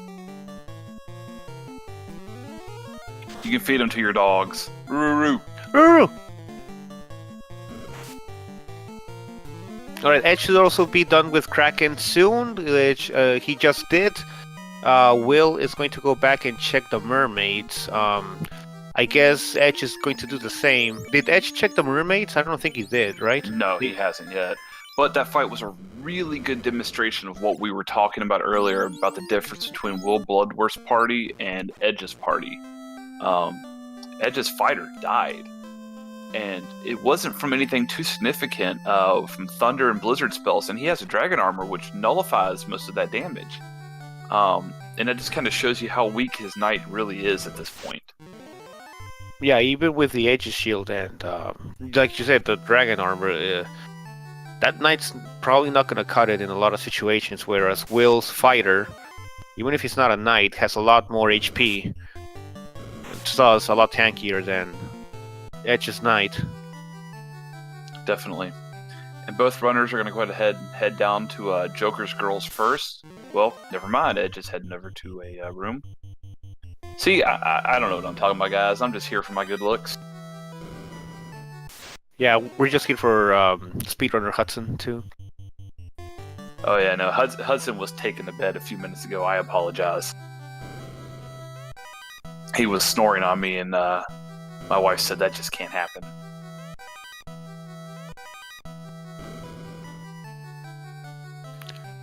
Alright, so Edge is checking the chests. probably gonna check those ones at the very left and gonna warp back and come back in, check the rest of them, and let's see if they find a slab here.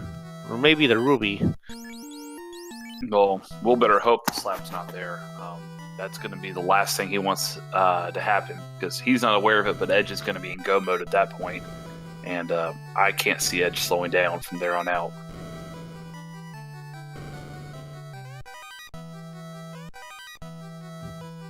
I don't know, if Will finds the slab right here, he's gonna go straight to Ordeals, get the crown, and he's not gonna waste time checking the crown chests like Edge did, so that might level things up. I was afraid that Will would have found the slab in Mermaids and then check the entire rest of the chests.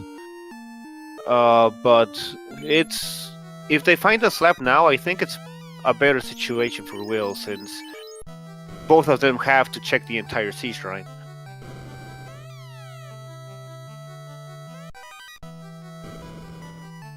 Well, that's assuming that Will does go to Ordeals next. Oh, Bane Sword, Best Sword. But if he doesn't go to Ordeals, I don't want to say the run is over, because anything can happen in TOFR. But to come back against a runner of Edge's quality, given the lead that he would be giving him, it's going to be hard. It's going to be very hard to pull off. I'm still wondering if Will forgot Ordeals, because that's not something you forget. Incentivized Ordeals is not something you just pass on and go to Sea Shrine. I mean, it's really questionable in my opinion. I'd like to ask him if he did consciously decide to skip Ordeals. Attention everybody, we've got a split punch sighting in chat. He heard Bane Sword and came out of the woodwork. Bane Sword strats, best strats. There's only one runner in the history of Final Fantasy Randomizer that actually gets Bane Sword strats to work every time he tries them, and that's Split Punch. As a matter of fact, I want to call back on him. Just throwing it out there. Alright, Edgeworth finds the Vorpal Sword. That's gonna be a good alternative for either the Thief or the Fighter, because of that increased crit chance. Even though the Knight has the Excalibur, I don't know, I'm beginning to believe in SAR strats that the Vorpal Sword is better in Temple of Fiends.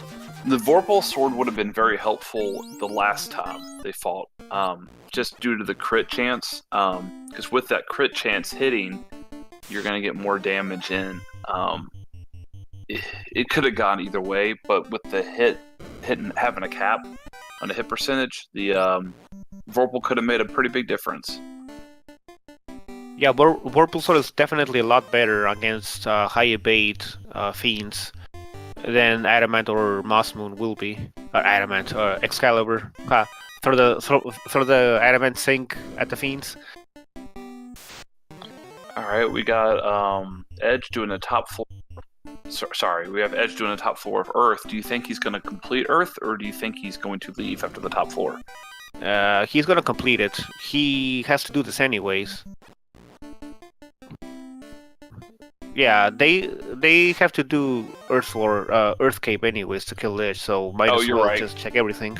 Yeah, we're missing Slab. I am not the best commentator on the planet, fellas. Again, I am just here because I have a face for radio. That is the best face to have. All right. So, I hate Earth Cape. What about you? Oh, come on. Those bats are my best friends. I hate the layout. I like the Rurus, but that's the only thing I like about that place. Oh, come on. But you get to see your friend Vampire. Oh, everybody loves Vampire. I love it when they sparkle in the sunlight. No, Will's in Earth. Yeah, Will is in Earth. Did he forget that Ordeals is incentivized? Maybe he thinks it's like round 3 flags where it's not. I No, really want to but hop into IRC and just tell him, this is round 4, right? okay, but he just had a tournament race like what, last week? 2 days ago? Yeah, 3 days ago? 2 or 3 days ago. Wow. I mean, it happens to all of us. I mean, I forgot to get the cube and the key, and a lot of people, I'm pretty sure, have done something similar to this in a tournament race. Yeah, I mean, we've got several people in chat saying that he's skipping on purpose. I mean, I can't necessarily disagree with it. All right, as long as it's his strat, then I say go for it. I mean, you have a strat plan down and you're gonna follow it. I can respect that. I can respect that. I don't know if I necessarily respect the strat, but I respect that is your plan. Yeah. I respect sticking to your plan regardless of, other stuff.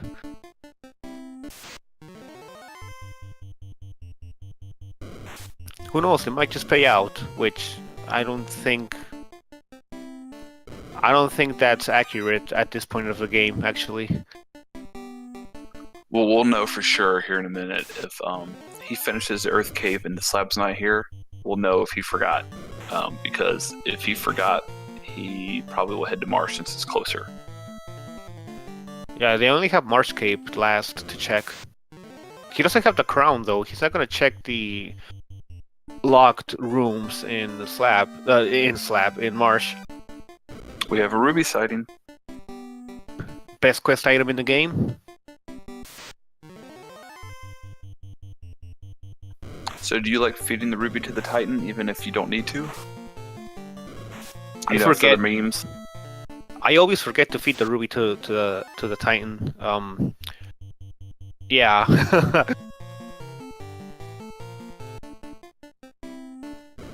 I've never remembered that the Titan, wants rubies. I remember Out of Bounds bad, but I don't remember the Titan at all. Nobody loves him. Everybody hates him. He's gonna eat some worms. Alright, everybody say hi to the vampire. Hi, vampire. Everybody say bye to the vampire. Bye, vampire. Alright, still no slab, and executive producer Dick Wolf. What? Did you see the thingy on Will's? No, I didn't. I missed that. He got one of a really funny message there.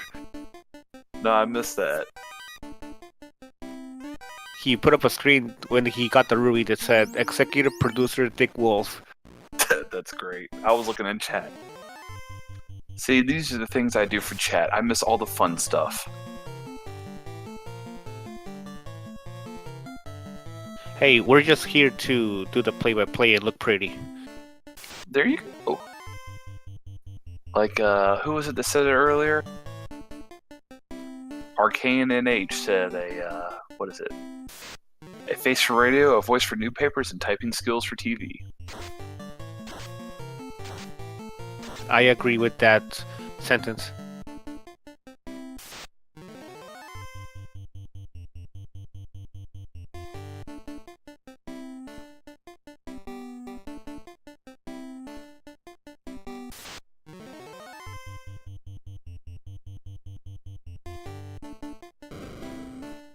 Alright, last 3 chests for Edgeworth. There is a pure potion, a house, and some rurus. 2 of them. Green ones. And another house. No. It's gonna be marsh locked. It is gonna be in Marsh Cave. There's nothing. There's nowhere else. No. Did you check the crown lock chest in water? I think Edgeworth did. I don't think Will. Well, Will doesn't have the crown. Right. But yeah, I didn't see him check it. I don't think that Edge would miss something that locked Sea Shrine chest because he cleared the entire floor. It was Vorpal. Okay, thank you, chat. Because that would have been really funny. I mean, in a really tragic way, but still funny. We do want funny on these races.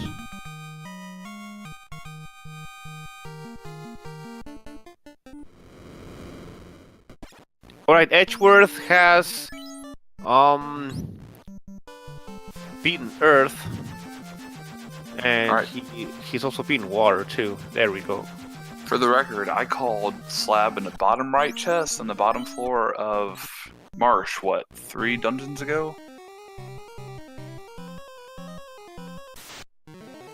Yeah. We said that at the start that Marsh Cave might have been a good idea, right? I don't know if I said it at the start, but no, yeah, I don't see us saying that at the start actually with the early TNT. no. That's about as good of an idea as rubbing a cheese grater against your teeth. Yeah. It's your cheese grater idea sounds a lot more fun though than going to Marsh Cave with the TNT in hand. I don't know. I'm thinking about it now though, and it's really hurting my teeth.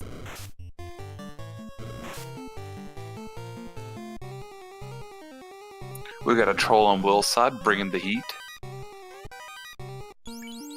Alright, guys, the dream's still alive. Will fighting Lich, that's gonna be an easy fight. Edgeworth getting back in. Gonna check those bottom chests. Runs into a few shadows, they all run away. They are scared of that. They are scared of Yogi the Black Belt.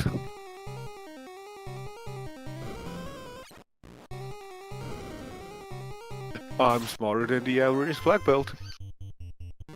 Hi, kids! And Will goes to Marsh.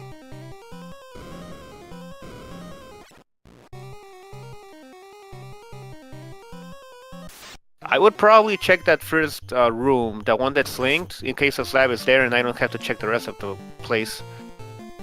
Yeah. All poison sound, best sound. Jinx, don't jinx, personal jinx, you owe me a Coke.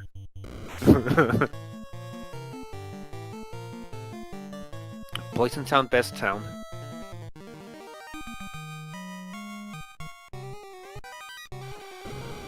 God, why does Edge hate us? Oh yes, give me that poison sound. I love it.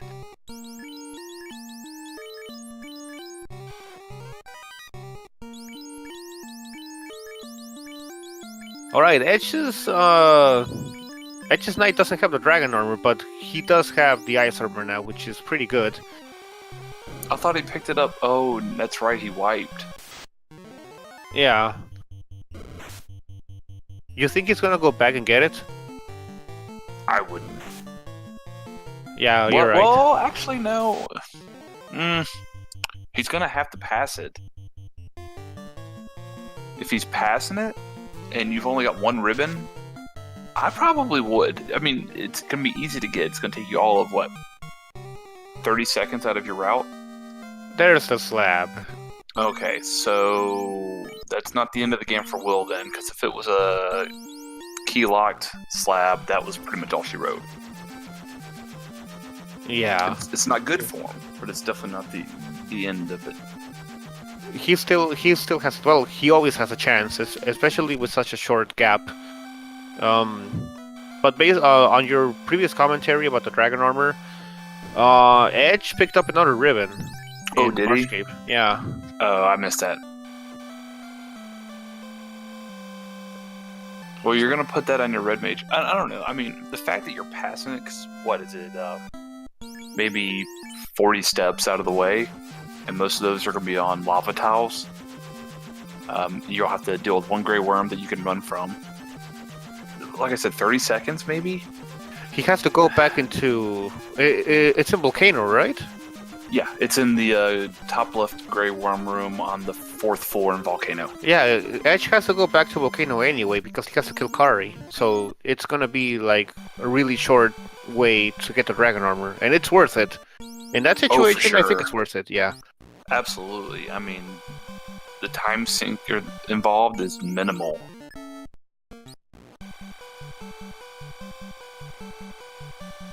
Yeah, I definitely pick up that dragon armor, getting back into Volcano.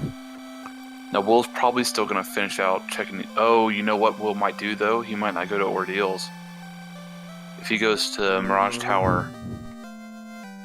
If he goes to Mirage Tower, then that means that he... Oh, no, but somebody in chat pointed out that he's doing it on purpose, right?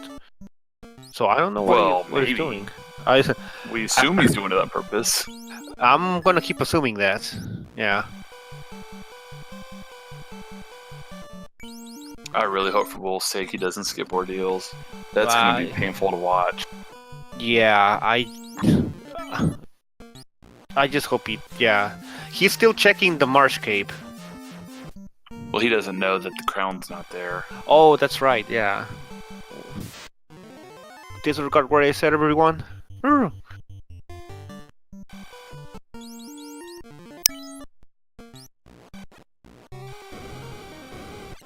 my god, Edge, please. If you love us, you'll turn that off. I am very desensitized to the poison sounds. So Kappa. Good for you. I like my ears to work fine. Thank you. Alright, Will. Return of the...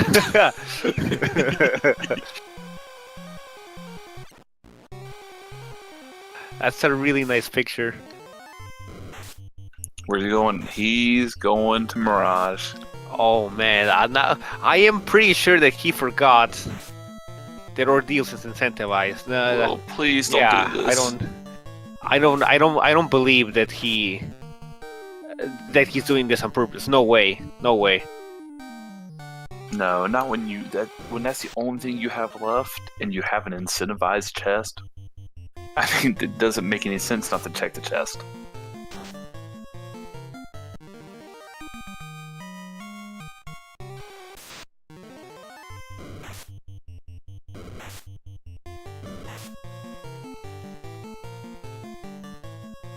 He is just making a okay. Silverfire is mentioning that he's making a gamble that isn't paying off. Okay.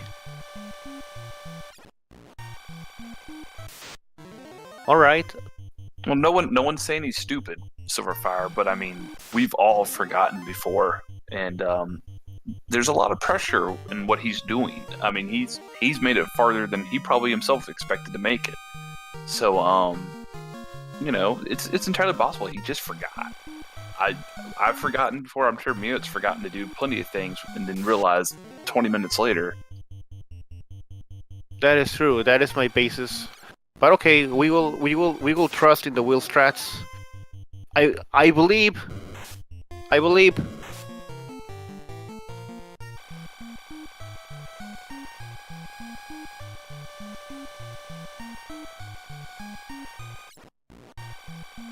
Alright, so Edge is on the Bridge of Destiny. Let's get some Warmech hype, everyone.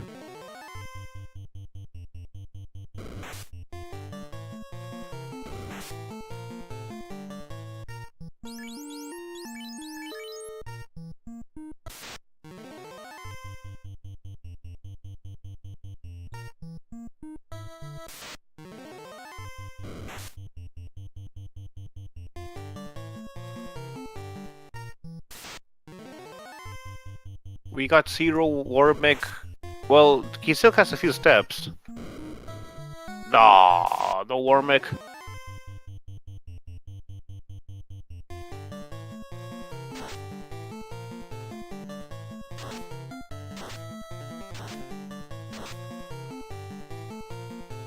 Alright, Tiamat starting with some fire too. Pretty easy spell to get past.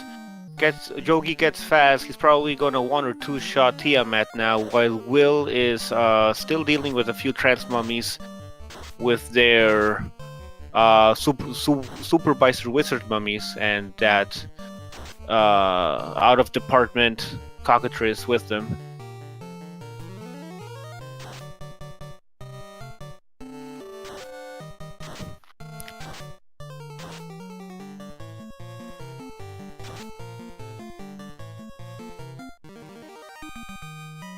And Edge is done with 3 out of 4 fiends. He still has to go back to Volcano, do that.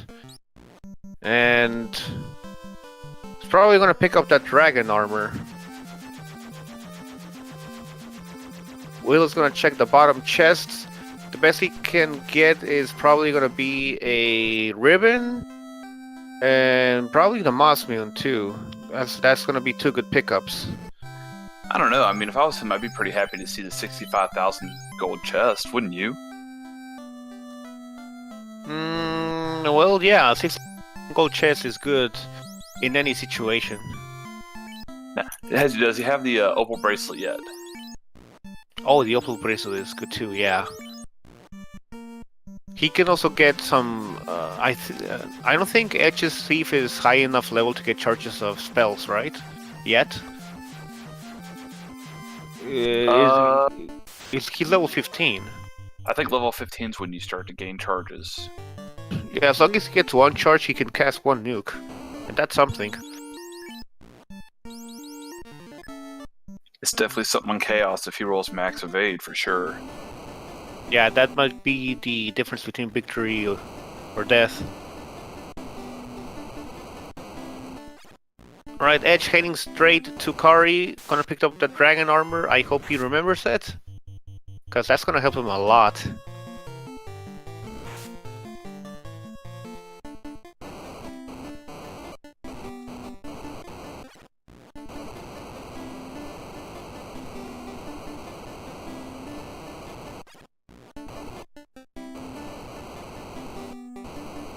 So here's the thing. Will is gonna pick up the crown after this, and he's gonna go straight to Temple of Fiends. He doesn't have to do anything else. And he has a much better party to take on the Temple of Fiends, like we said, so I think he has a really good chance, actually. For sure, the race isn't over by any stretch. It's definitely not in Will's favor.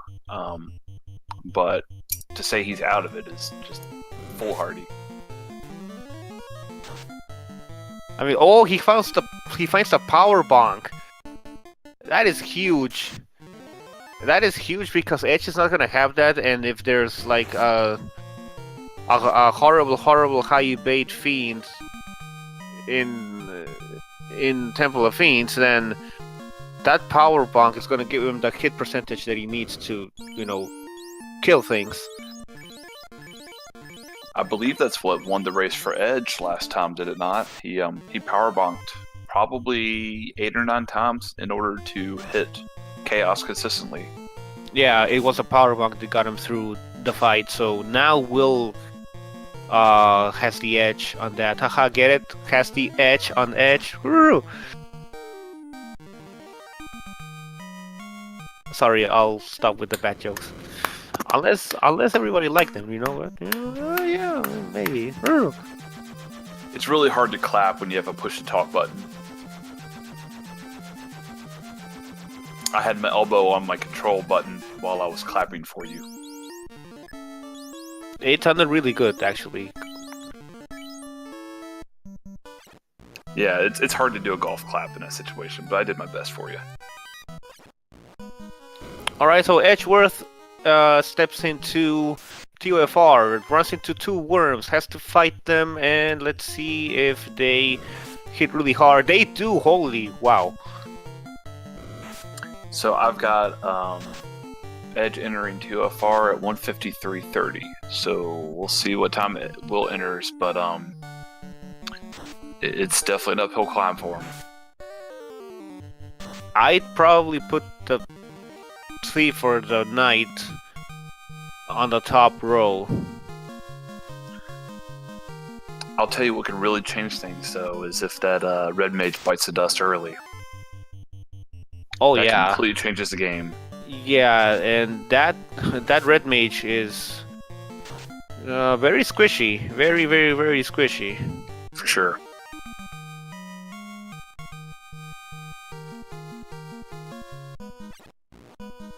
Edge is not healing his black belt. Okay, I think he wants to let him die and use life 2. Does he have life 2? I think he does. Okay, yeah. Yes. I believe that's a level 2 spell. Yeah, it is level 2. Share with Nuke though, so that's bad, but still. Oh, I think we got paper gas dragons. That's a good sight.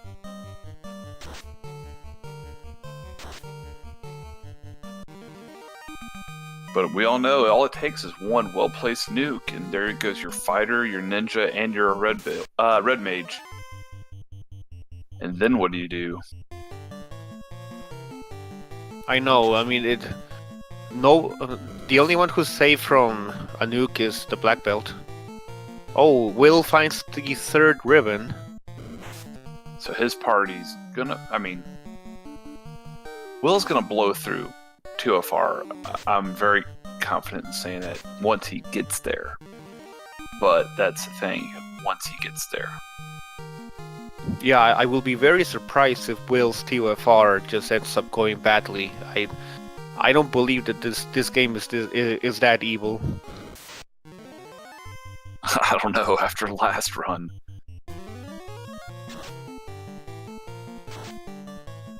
I've seen some things, man. I've seen some things. A lot of horrible, horrible things.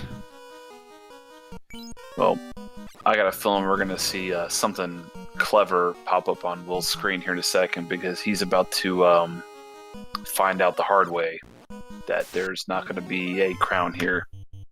He finds the Masamune though, so the best weapon in the game.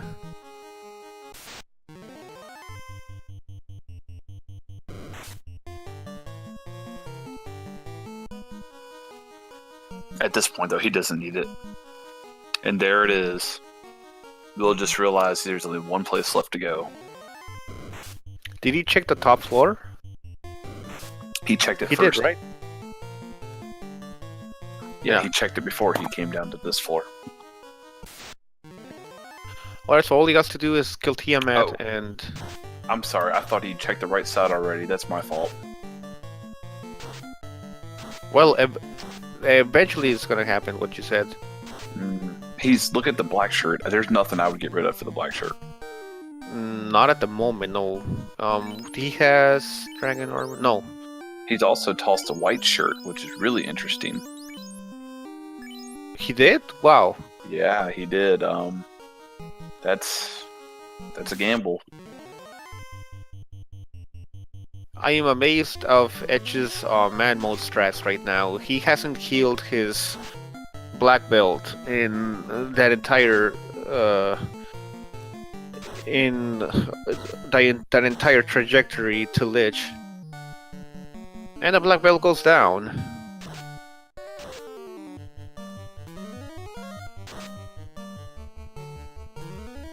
Edge is playing with fire right now. If Lich has got something nasty, this could go really south really fast. Oh, White Shirt was in Reveals, that's right. So Will doesn't have it. He never picked it up. Oh, I thought he did. Yeah. Like we said before, guys, we're just here to look good. Indeed. We got some manticores with crack.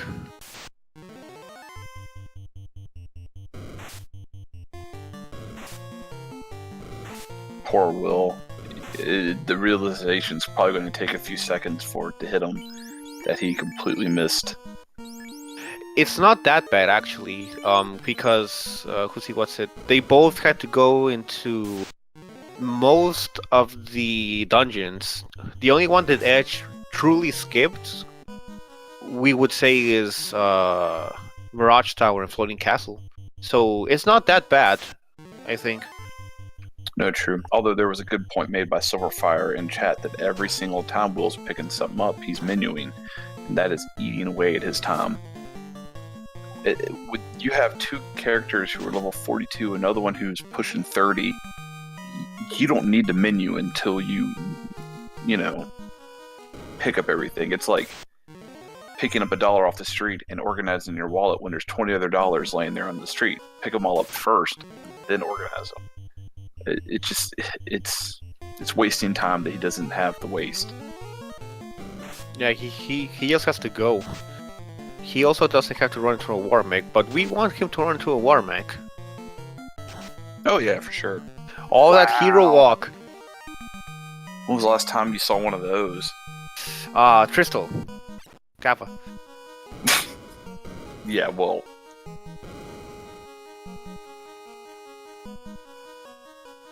Alright, Edge is getting a really good run through the sea floor, though. Sea floor, water floor. And I think he's gonna make it all the way to Kraken 2 without an encounter. Or 1, I think.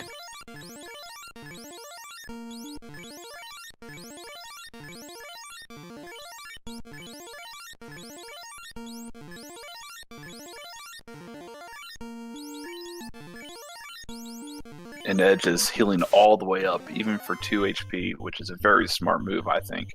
I would move that black belt out of harm's way. For sure. My ninja's going up into the top row. My red mage is going into the 3rd spot. And then my black belt's going into 4th. Yeah, we know that Kraken can hit over 1,000 if he really wants to. Okay, he did do it. Okay, nice.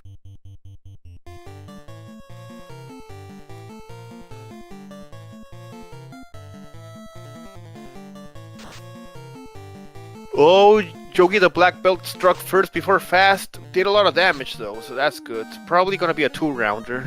Yeah, I can't see Kraken surviving another hit from Yogi. Will takes out Tiamat, and he is going to head straight to Ordeals, get the crown, do the crown quest, and head... Holy smokes, Kraken's still alive. How much damage did Edge do? He's up to 2,300 roughly. Wow.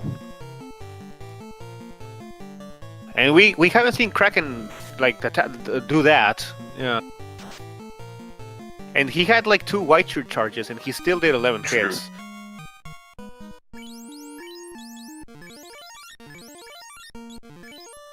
Alright, we'll go on the land and head over to Ordeals. Don't kill those Tyros.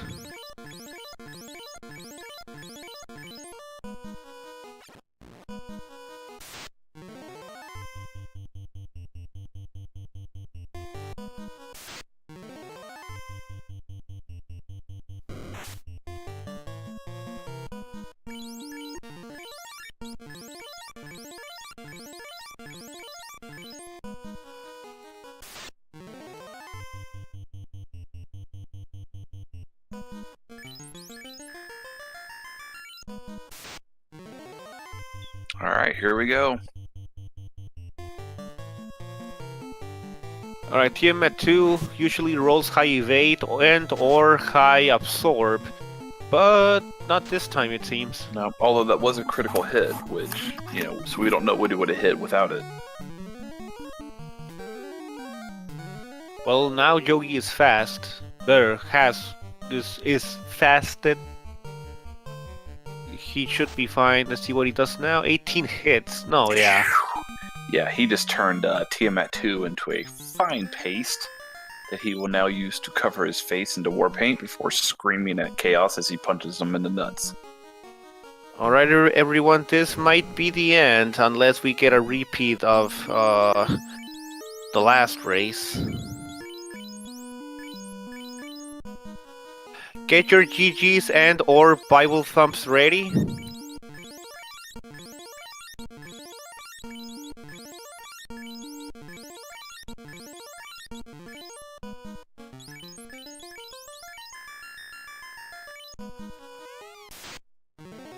I am pretty excited to see what this Chaos has. I'm really hoping that he's like really strong, because I want a round 3 of this race. Sure. And Chaos is not delivering. Like, he's not delivering at all this time.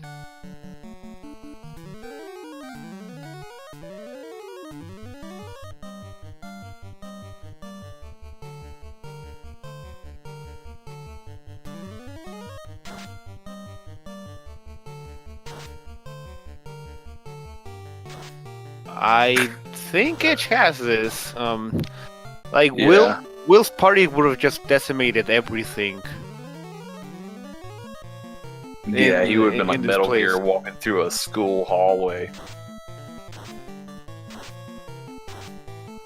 I mean, Chaos is just tame. But he's got some health to him. Yeah, he's got a lot of health. Maybe he has like cure 4s before he dies. Like it's coded to cast cure 4 before he dies. Kappa. Looks like Tristle just finished the seed.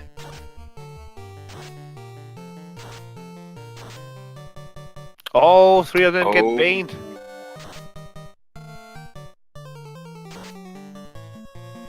But then he does things like that.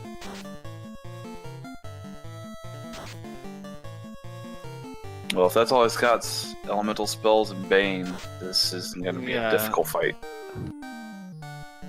This is going to be tough for Chaos to win. Everybody, bless RNG, Kappa. And GG Edgeworth. We got the winner of the series. And Will finds the crown. Bible thump, Bible thump.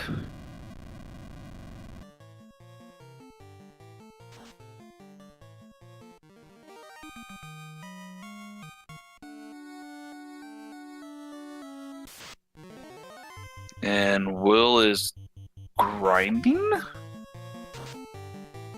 I don't really understand that. Well, Edge already done, so... Will actually doesn't usually leave his chat up while he's running, so he probably has no idea. Oh, that's right, yeah. You are correct, sir.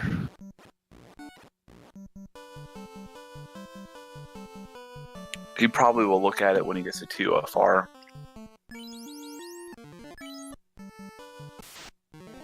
Alright guys, well we're going to go ahead and just keep an eye on Will as we go, but Ed should be jumping in shortly for our post-match interview. If you guys have any questions for Edgeworth, please go ahead and type them in, and we'll do our very best to ask everybody, or ask all the questions that are presented to us. So what questions would we ask Edge? I'm wondering. I mean, he played pretty well. Yeah, I don't see anything really really strange that we would question. No, I don't either. I mean, the fact that Tristle finished barely a minute ahead of him, and they're probably the 2 best runners of the randomizer on the planet at the moment, shows you there's not really a lot of room for improvement on this run. Edge pretty much played it as well as you could play it. And GG to you, Edgeworth. Congratulations on your win. Thank you. What did you think about that seed? So it was a little difficult to do some grinding. I mean, I spent 5 minutes trying to nuke Peds. I sure wish I had that time back. Yeah, I'm surprised that you did decide to grind on the Death Touchy speeds, but you did have nuke, so that was a manual decision that paid off. It's worth mentioning, Will also grinded on the EXPs for a hot minute. Yeah. Yeah, I figured he would have saw it and then gave up. I don't know. I think maybe it would have been more viable if I would have rezzed a couple people in the front row to act as shields, but it just, the 2-person grind was not going to happen. What did you think about those Agamas and the Red Ds? They were exactly as nasty as I assumed they would be, given everything else I'd seen to that point. It just seemed like this seed was built specifically to defy my volcano strategy. So, dual leveling on fires felt really bad, but the only way that was going to be viable was if I was getting 6 hits. Fair enough. It's worth mentioning that while you were doing that, Will actually finished off carry and headed to ice. And for a while, appeared to have a decent advantage over you. He was grinding on those while you hadn't finished the volcano. But then your execution just kind of overlapped him, and it never really was close after that. Yeah, I feel like leaving the volcano is not a terrible decision if you've seen everything that's in it. Because of all the lava tiles, you can get down to the basement fairly quickly. I mean, it feels bad having to invest another 3 minutes into it, but it's better than, I don't know, trying to make something happen and losing like 10 minutes of setup time. Actually, grinding on fires was a really good choice.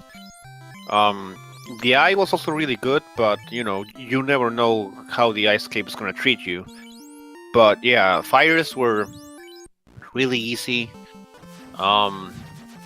They didn't hit really hard, and yeah, I believe that grinding on the fires was the best choice there. All right, we got a question for you, Edge. Were you worried at all about Lich 2 when your black belt went down? Not really, because the black belt got a punch in before he died. I was just kind of motoring through the level and not really paying any attention, so I'm like, oh, that's a boss fight. Yeah, let me just start burning nukes. Fair enough. He just never has that much HP. I'm surprised that he took the punch from the black belt.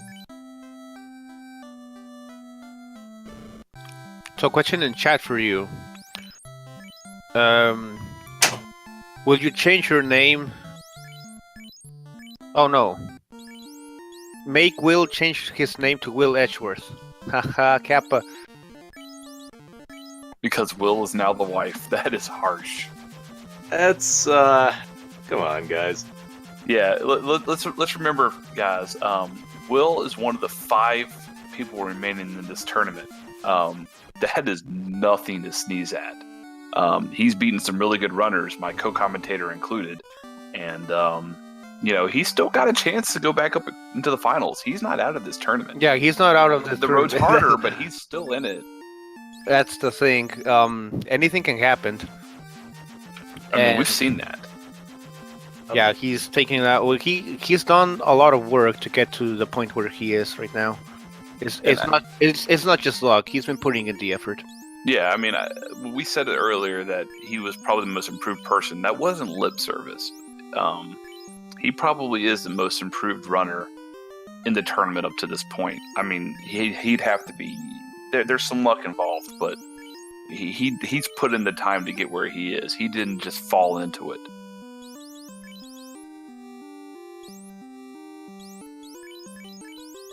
Well, that's it for well, I don't know what are you gonna change going into the next round flags? Because knowing that it's gonna have Magic Chop Shuffle. I'm probably not going to change much of anything. Maybe rotate a fighter in for the thief. I don't know. I'm still thinking about it. But I feel like even if there isn't any good magic, a red mage with a sword early still get a lot of work done. We actually have another question from the other Edge, asking, when you got the floater, you did the crown quest before the class change. Was that intentional? Yeah. I wanted to route all of those chests in together, kind of as close together as possible. So I figured from Temple of Fiends up to Cardia Island wasn't going to be that long of a run.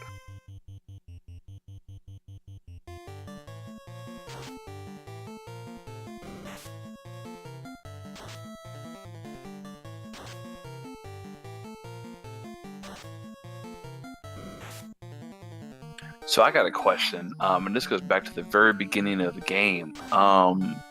What were you thinking when you saw the fighter thief requirements? The black belt strats obviously are very important at this level, especially with 300% enemy stats and the potential for super high HP bosses like Chaos or Max Evade. So that you're almost precluded. You have to have a black belt.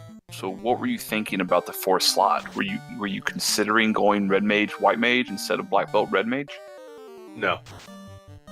It's just with 300%, I don't feel comfortable running a fighter. 10-4.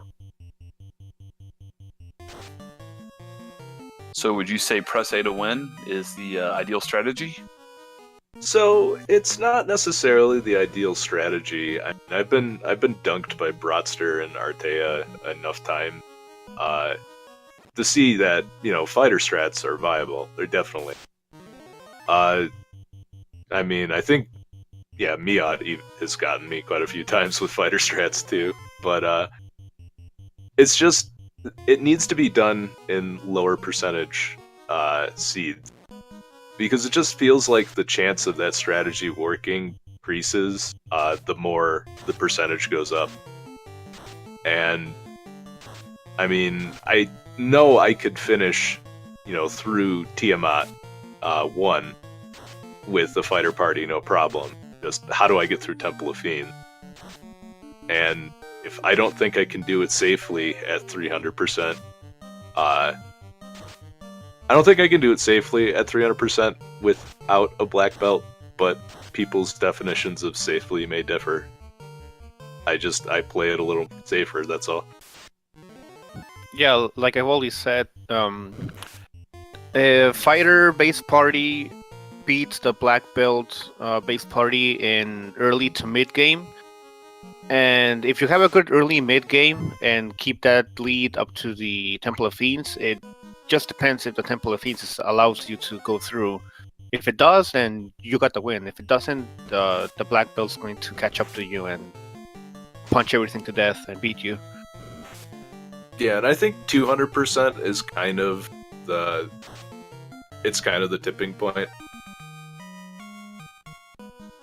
Anything above 200%, I think black belt is favored for like 150. For like the round 1 percentages, I think fighter is definitely favored. Yeah, I tend to agree. The round 1 and round 2 flags tend to favor the fighter. After that, I don't want to say have to, because Artea might reach through the screen and punch me. But you really do need to at least have a black belt in your party to have a consistent shot of winning.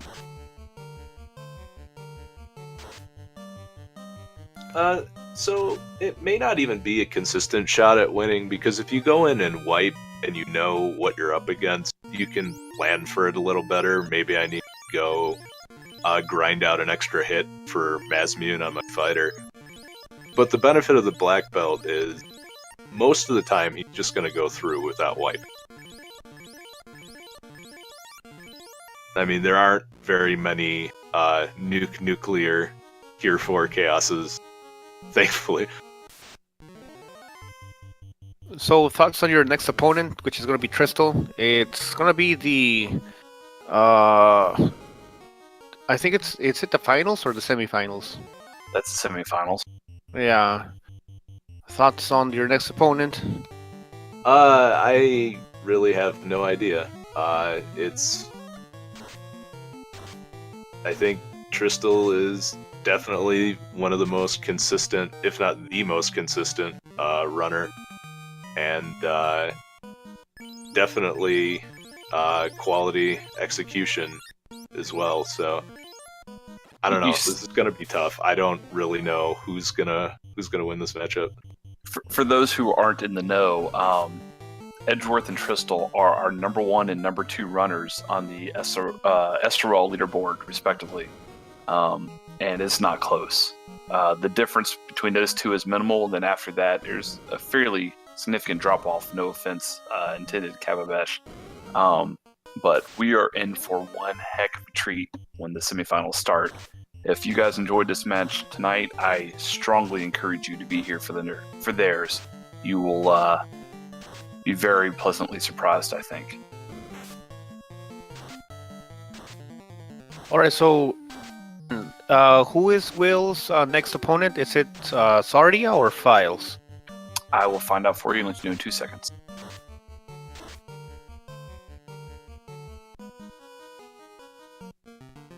Will's next opponent will be Sardia. All right, that's gonna be a really good match too. For sure. And the winner of that will face X Ice Blue, who is one of our mod mins. Oh no, wait, it's not Files. It was Ice. It was Ice Blue. Yeah, I thought Files was still in the race or in the tournament, but it's Ice Blue. Yeah. You say that, but you're actually the one that knocked Files out. Way to rub it in there, Mute. No, I really didn't remember. I thought Files was still in the race. You hear that, Files? He doesn't even remember you. That's how insignificant you are to him. I beat so many people at the randomizer. Well, Mute, do you want a shovel to keep digging this hole for you, or do you just want to keep doing it with your fingers? I'm gonna drop a kappa at the end of that. At the end of my sentence, kappa.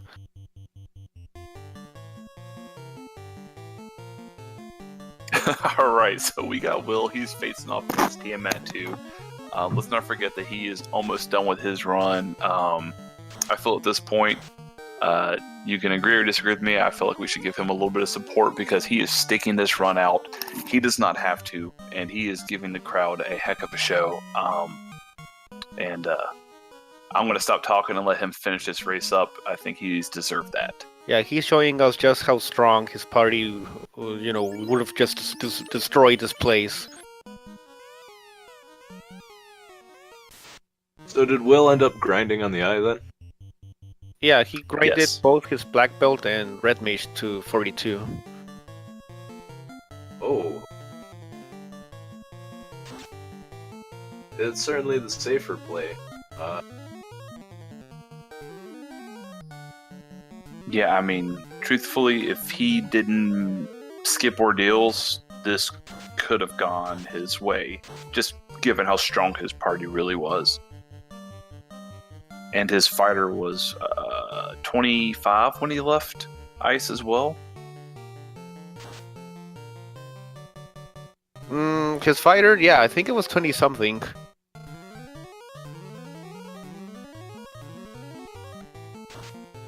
I mean, he's blown through this.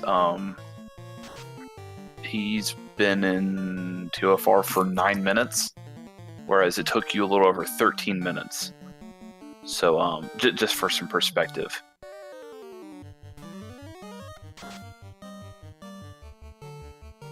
So were there any other ribbons that were found, or was it just the one?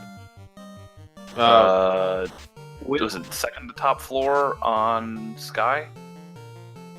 Yeah, it was in Bottom left. Yeah, yeah. very bottom left of the star room, or whatever you want to call it. Oh, okay. Will actually found everything. I think he did a 100% run, right? He didn't check the crown lock chest in water or in marsh, but that's it. Oh, he didn't check any of the crown chests actually. Oh, that's right, the crown chests. Yeah, the crown chests were a bust. I'm kind of glad I waited until after Bloater for that. We thought you were going to do the crown quest but you were just lost, right? Yeah, and after thinking about it, I needed to res my party anyway. So going to Crescent Lake, then going to Ice wasn't gonna much time. Hey, Will. GG Hey. Will. Thank you. That was a very uninspired game for me. I played safe strats when I probably didn't have to. That Temple of Fiends was a freaking amusement park. I didn't even need to grind up that much on Red Mage. Yeah, you made it look like incredibly easy. I mean, it was a forgiving Temple of Fiends, but you just Yeah. destroyed it. You took revenge for that last race. Well, revenge for the last race would have meant I would have won this one, but yeah, I didn't expect to. I'm still not feeling all that great, and my strats were not fantastic, and obviously you can't play perfectly every time. So uh, result is exactly what I expected. I don't open my IRC until I'm done racing, just so I'm not keeping an eye on it and getting distracted from the run. So I didn't know when Edge had finished until I actually went to type in .done myself. So was it part of your strategy to skip ordeals, or I mean, Mhm. I know you Absolutely, gamble. Yeah, absolutely. I'm kind of on the anti files. I avoid ordeals as much as possible whenever possible, and it's kind of a built-in gamble. But I didn't figure ordeals was going to have anything of great importance. I was expecting there to be. I thought the tail was what was going to be there. Like when we appeared at got toward the end, and it turned out I was right. But It also more had the important, crowd. yeah, exactly. So I don't think I had to. Well, class changing was for the sake of getting fast more than anything else. I didn't need to get the spells for the knight or the ninja because they didn't have levels. That was a waste of time.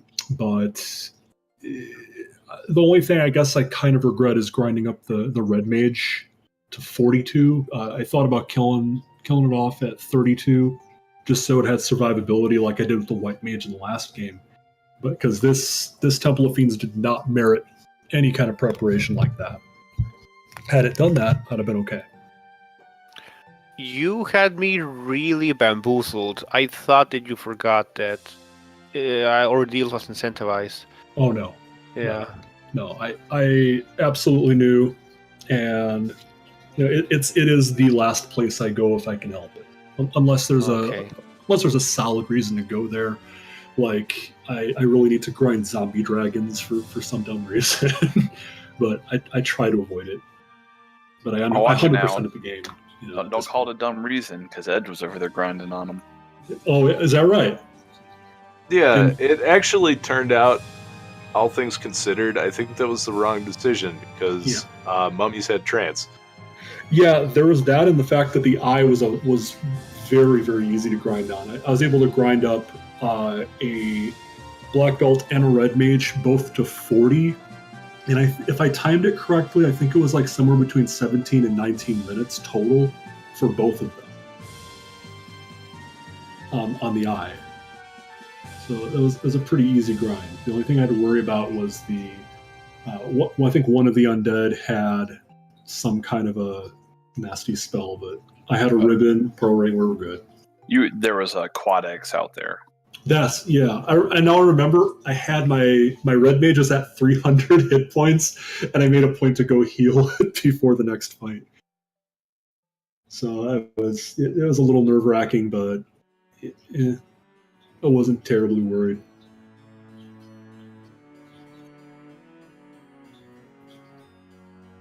All right. So, when you decided to grind on the fires, you didn't even want to check down the Agamas or the Red Dragon. What was your thought process on not checking the bottom and leveling up so much on the fires on the first few levels? The fires were an easy fight, and I had nuke at level 2, so I was able to kill them off pretty easily and get a 3-person grind, everybody up to between 18 and 21, and that's when I went down and checked out the Agama in that one room with the 2 chests to see what it was like, and it turned out the thing had freaking 11 Brazilian freaking hit points. So I said, all right, well, that's not our grind. And then I checked out the Red Dragon, and it was another one that had high HP for being worth grinding because they hit hard anyway. So it didn't seem like a good payoff. That's why I fought Carry, and I guess Quad X and Carry is my new meme. I don't understand. it just worked for me. Yeah, it's been a consistent thing that Quad X. It's really interesting. Maybe really works on carry. Like it's like Bane on Tiamat. That Well- might be the thing. It's the 300 HP and the fact that carry's not immune to death spells, so it paid off to do it because I figured after all the damage that I had already done, and I was liquidated out of nukes, so the only thing left that the red mage could do that was of any use was to cast Quad X. So I was just okay. Well, if she's under 300, she's dead, and if not, it's just a wasted spell. No big deal. So your next opponent is gonna be Sardia on the lower bracket. What changes are you planning to make, or what? How do you feel? No changes at all. It's the same race. Like I have the same strats, the same race. With this, the party that I used. And, that was a question I was going to ask Edge. Did you go default party as well? Black belt red mage. Yeah. Yeah. Mm-hmm. Yeah. I didn't see going any other way, and it was a good red mage seed, thankfully. But yeah. My strats with Zara it's just like you've said before, Mia. Like my strats are going to be my strats regardless of my opponent, and I think the only difference with Edge was I was a little more willing to gamble because I knew I'd get out executed. Zar can out execute me. I don't know that he can do it to the same extreme that Edge can, but he's definitely a better player than I am. So I'm a little less inclined to gamble, but I probably still will at some point or another. Go check that top floor of Earth, late game Marsh if I need something, and I've checked enough places, stuff like that. But yeah, you're still going to see me grind a black belt to 42. You're still going to see relatively safe strats. I guess I'm a more conservative runner. I like to make sure that my life-giving mages don't die, and I don't have to wipe in Temple of Fiends. I very rarely wipe in Temple of Fiends, and last week, or the last race was an exception merely because of chaos. I don't normally wipe there because I'm usually very well prepared for it by the time I get there. All right, sounds like a good plan. It's really good when you have a plan and you stick to it, and it prepares you for a lot of stuff that might happen. Yeah, it's the less you have to think and the more you can just do, the more of it's about muscle memory and instinct, I guess you'd call it, just, routine. The less second guessing you do of yourself, the faster you play. So I think that's something I see out of Tristol, something I see out of Edge. The better players, they have a baseline strat they stick with, and they deviate from it when necessary, but they fall back to it just with relative consistency because it works.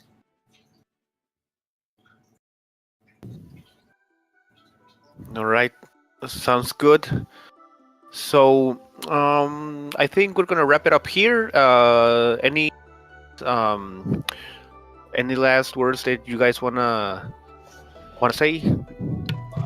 Completely expected the outcome, and I sincerely hope I get a second chance to play Edge. It's been a real fun ride. I think the last game was a little more fun than this one was because it's probably more entertaining. But I'm more than happy to go another 3 rounds, or 2 rounds or whatever. Should I get past Zar and Ice Blue and the loser of you and Tristol? Yeah, no, same. Anytime. Thanks for being able to make it these couple too. Yep. I can't. I can't just not play. I wasn't gonna forfeit out just because I'm not feeling well. Make excuses. I'm just gonna at least show up and do my best. Yeah. So good luck on your next match, Will. Thank you. Likewise. Good luck with Tristol. I think it's going to be fun to watch you guys, and I'm going to do my damnedest to beat Zar, and then beat Ice Blue, and then beat whoever loses between the two of you.